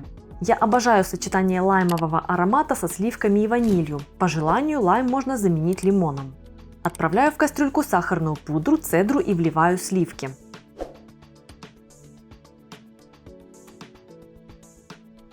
Желатин набух и размяк, отправляю его в кастрюльку. Всыпаю сахар с ванилью и перемешиваю. Посмотрите, сколько в этом сахаре частичек натуральной ванили. Целый стручок покупать дороже, да и найти одну штучку сложнее, чем купить такой вот пакетик от Dr. Oetker. А аромат просто потрясающий. Отправляю смесь на огонь и, помешивая ее, прогреваю до растворения желатина. Это примерно 75-80 градусов. До кипения доводить сливки не нужно. Визуально будет видно, что смесь уже пускает пар, но пузырьков кипения еще нет. Нагревание не только даст раствориться желатину, а еще и поможет лучше впустить ароматы цедры и ванили в сливки. Панакотту можно подавать как в креманках, стаканах или бокалах, так и перевернув ее на тарелку. Второй вариант мне нравится больше. Разливаю смесь по емкостям, из которых затем будет проще десерт извлечь. Убираю панакотту в холод до полного застывания.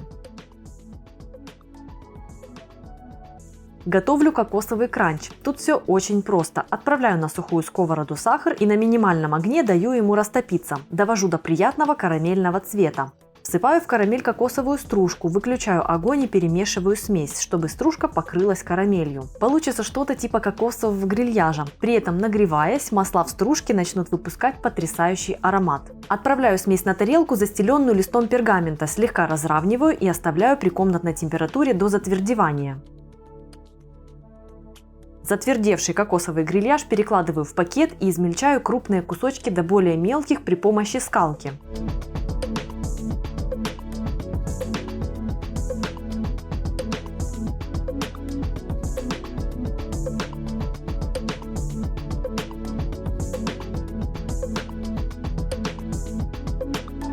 Сервировка. Провожу острым ножом вдоль стенки емкости с панакоттой. Опускаю ее ненадолго в миску с горячей водой. Как только я вижу, что смесь стала подвижной с краев, переворачиваю десерт на тарелку. Я заведомо взяла такое количество желатина, чтобы панакотта получилась нежной, на грани крема, и чтобы не была упругой и резиновой. Для меня это идеальная консистенция.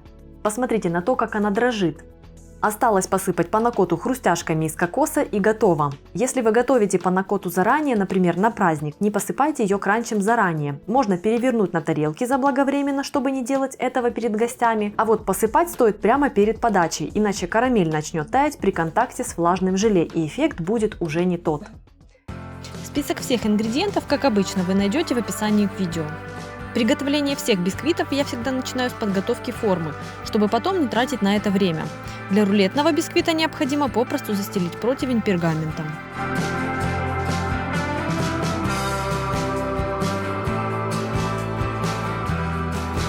Подготовьте сухие ингредиенты – муку и крахмал. Их необходимо смешать, просеяв вместе.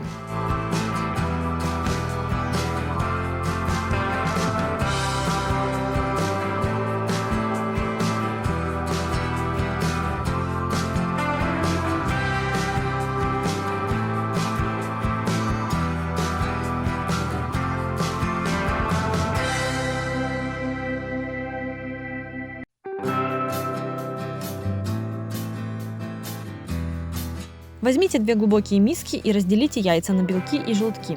Важно, чтобы яйца были комнатной температуры. Белки комнатной температуры во время взбивания образуют более стабильную пену. К тому же, если вводить сахар в холодные белки, он будет растворяться медленнее. Так белки легко перевзбить, а сахар так и останется крупинками.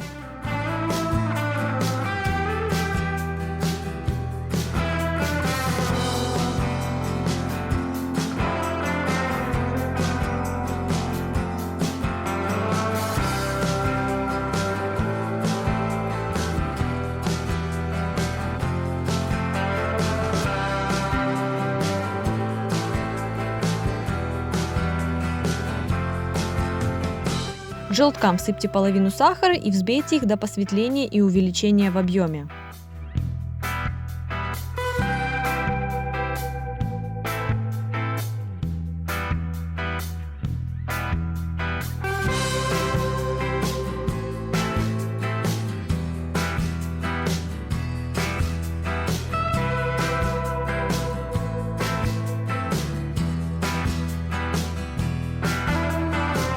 Сполосните венчики и вытрите их насухо, так как далее мы будем взбивать белки.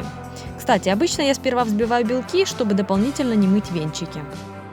К белкам добавьте щепотку соли и начните взбивать их на низкой скорости, постепенно увеличивая ее до средней.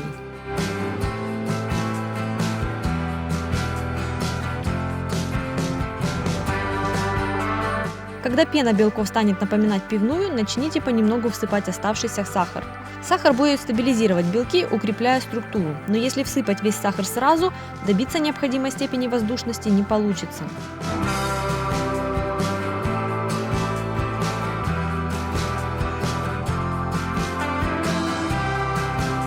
Взбивайте массу до мягких пиков. Ко взбитым белкам добавьте взбитые ранее желтки и всыпьте смесь сухих ингредиентов.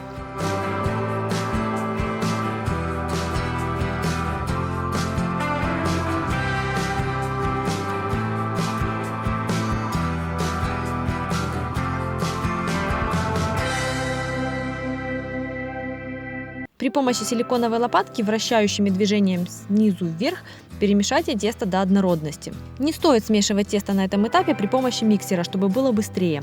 Так вы выпустите воздух, и бисквит вместо нежного получится тугим.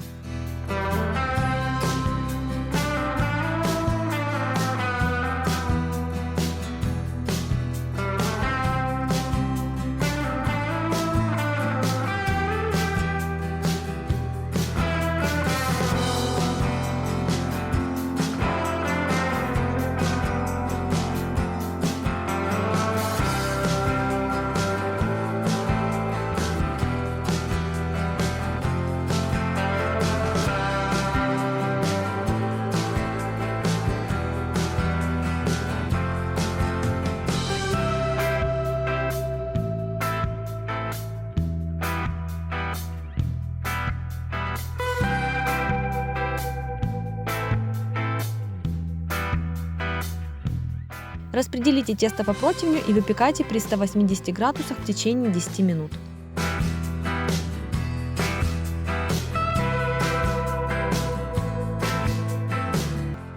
Перетяните пергамент с бисквитом на рабочий стол и накройте верх бисквита другим листом пергамента. Пригладьте руками, чтобы бумага пристала к поверхности бисквита.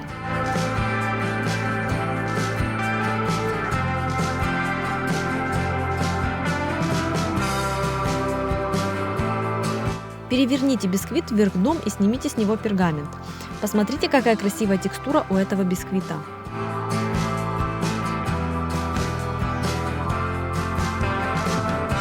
Теперь снимите и тот лист пергамента, который был прилеплен к верху бисквита. Вместе с ним должна сойти верхняя корочка и обнажиться мякиш. Если корочка сходит не полностью, скатайте ее вручную. Для удобства, после того, как снята бумага со дна, я укладываю бисквит на чистый лист пергамента. Так рулет будет легко сворачивать после наполнения.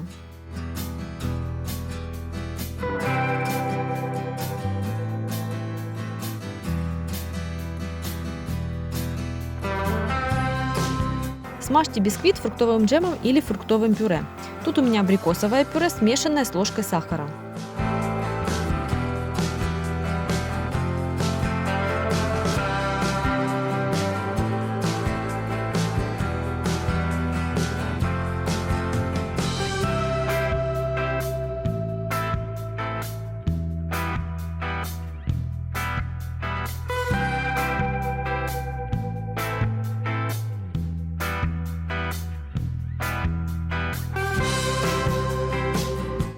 Для приготовления крема протрите творог через сито.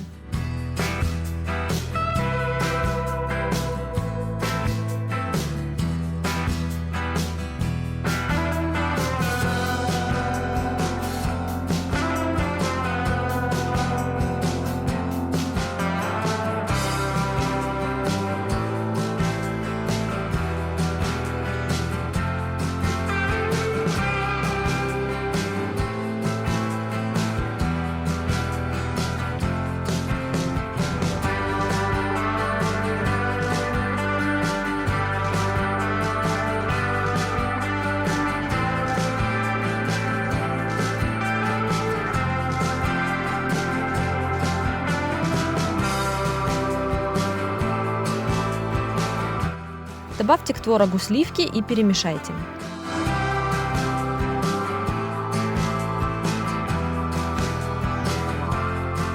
В 2-3 приема введите молоко.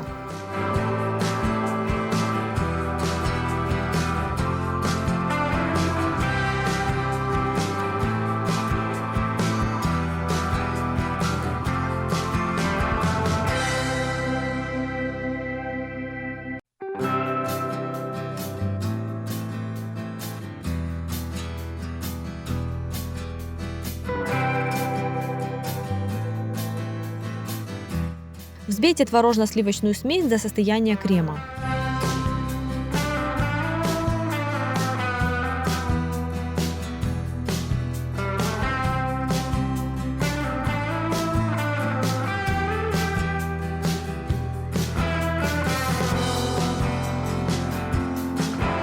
Крем распределите поверх фруктового слоя.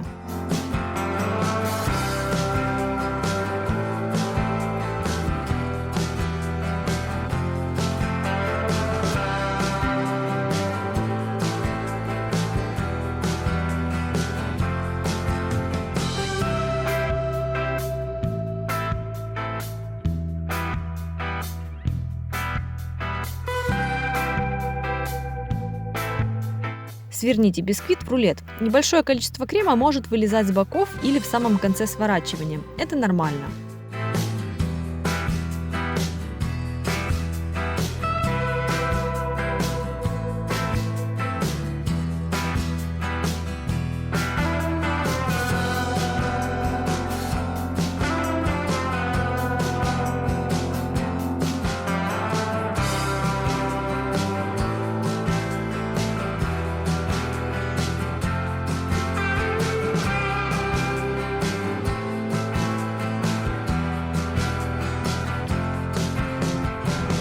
Как бисквит свернут, я заворачиваю его в пищевую пленку перед отправкой в холодильник, чтобы он не подсыхал и не заветривался.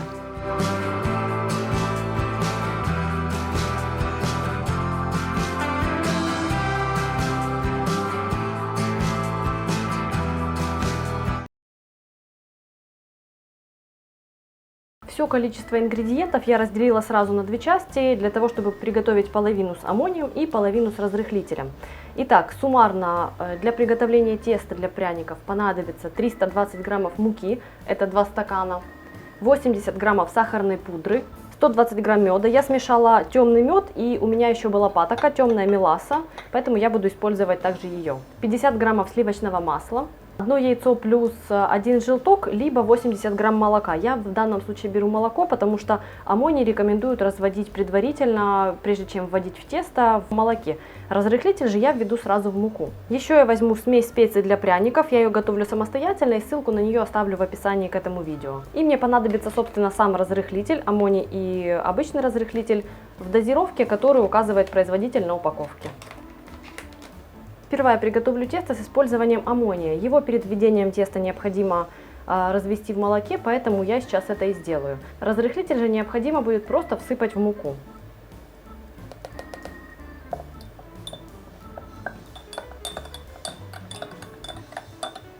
Замешивать тесто буду при помощи кухонного комбайна. Отправляю в него муку, сахарную пудру, чайную ложку смеси для пряничков, а также кусочек сливочного масла.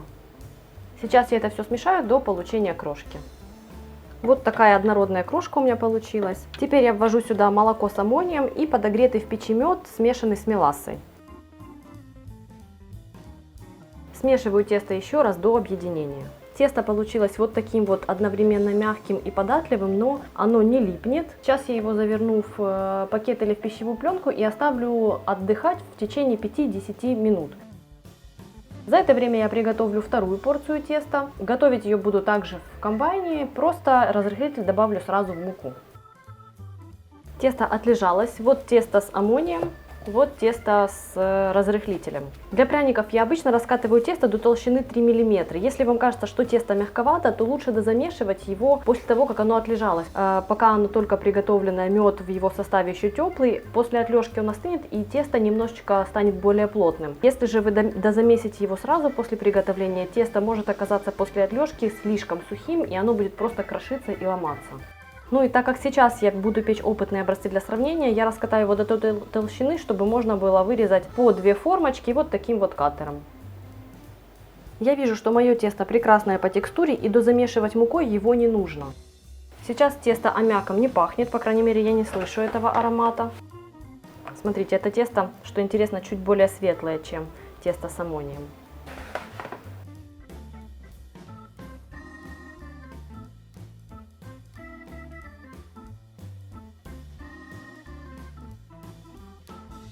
Оба пласта одинаковой высоты вырезаю формочкой по 2 порции. Остатки перезамешу и потом выпеку небольшие прянички к чаю. Не знаю, насколько видно, хочу попробовать показать вам разницу в цветах этого теста. Вот это с аммонием, вот это вот разрыхлитель. Вот тут у меня расположились заготовки с аммонием, здесь заготовки с разрыхлителем. Пряники толщиной 3-5 мм выпекайте при температуре 180 градусов около 8-10 минут. А такие вот прянички, которые более толстые, я буду печь минут, наверное, 15, но буду смотреть по готовности. Вот сейчас, раскатывая остатки теста для пряничков, чтобы ничего не пропадало, я могу сказать, что с тестом на аммонии работать удобнее. Вот это вот тесто у меня на разрыхлителе, оно вот более рыхлое, и его надо тщательно проминать. А вот аммониевое тесто более комфортное.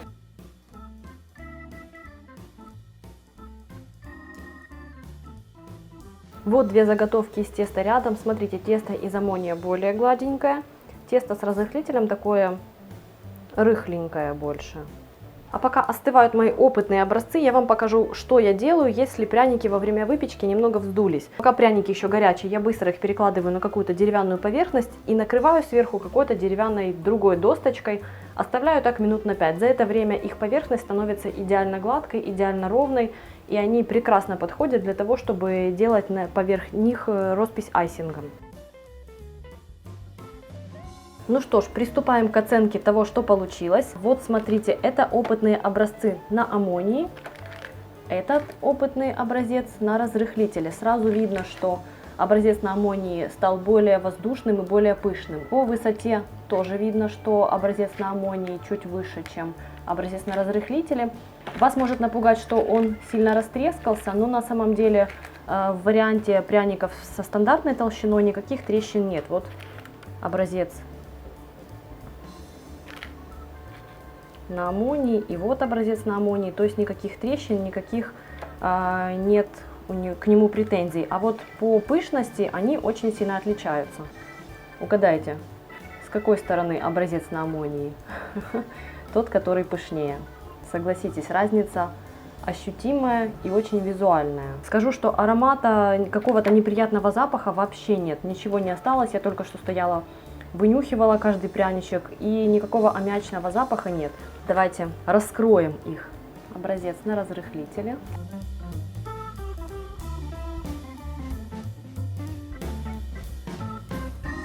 И вот образец, который мы приготовили на аммонии. Гляньте на эту пористость, на эту воздушность. Следующий десерт – нежный и кремовый подэ-крем. Дословно горшочек с кремом. Этот десерт нечто среднее между крем-брюле и фланом. И это очень вкусно и нежно. Список ингредиентов есть в описании. Сперва я буду темперировать желтки и яйца. Для этого в сотейник отправляю какао и сахар. Перемешиваю, так как этот какао-порошок жирный 20-22%, он привнесет максимум аромата. Вливаю воду, слегка перемешиваю. Вливаю жирные сливки и отправляю смесь на огонь. Время от времени помешивая жидкость, довожу ее практически до кипения. Параллельно в глубокой миске взбиваю венчиком яйца с желтками. Вливаю тонкой струйкой горячую шоколадную смесь, непрерывно перемешиваю массу. Так желтки и яйца не свернутся.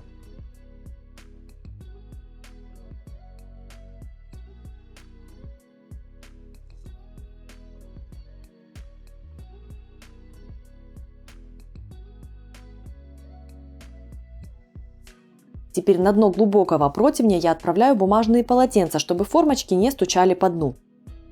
Помещаю в противень формочки, если же их нет, используйте керамические чашки. Мои объемом 250 мл. Разливаю смесь по формочкам.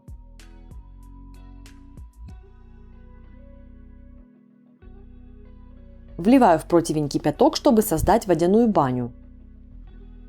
Отправляю десерт в духовку, разогретую до 150 градусов на 20-25 минут.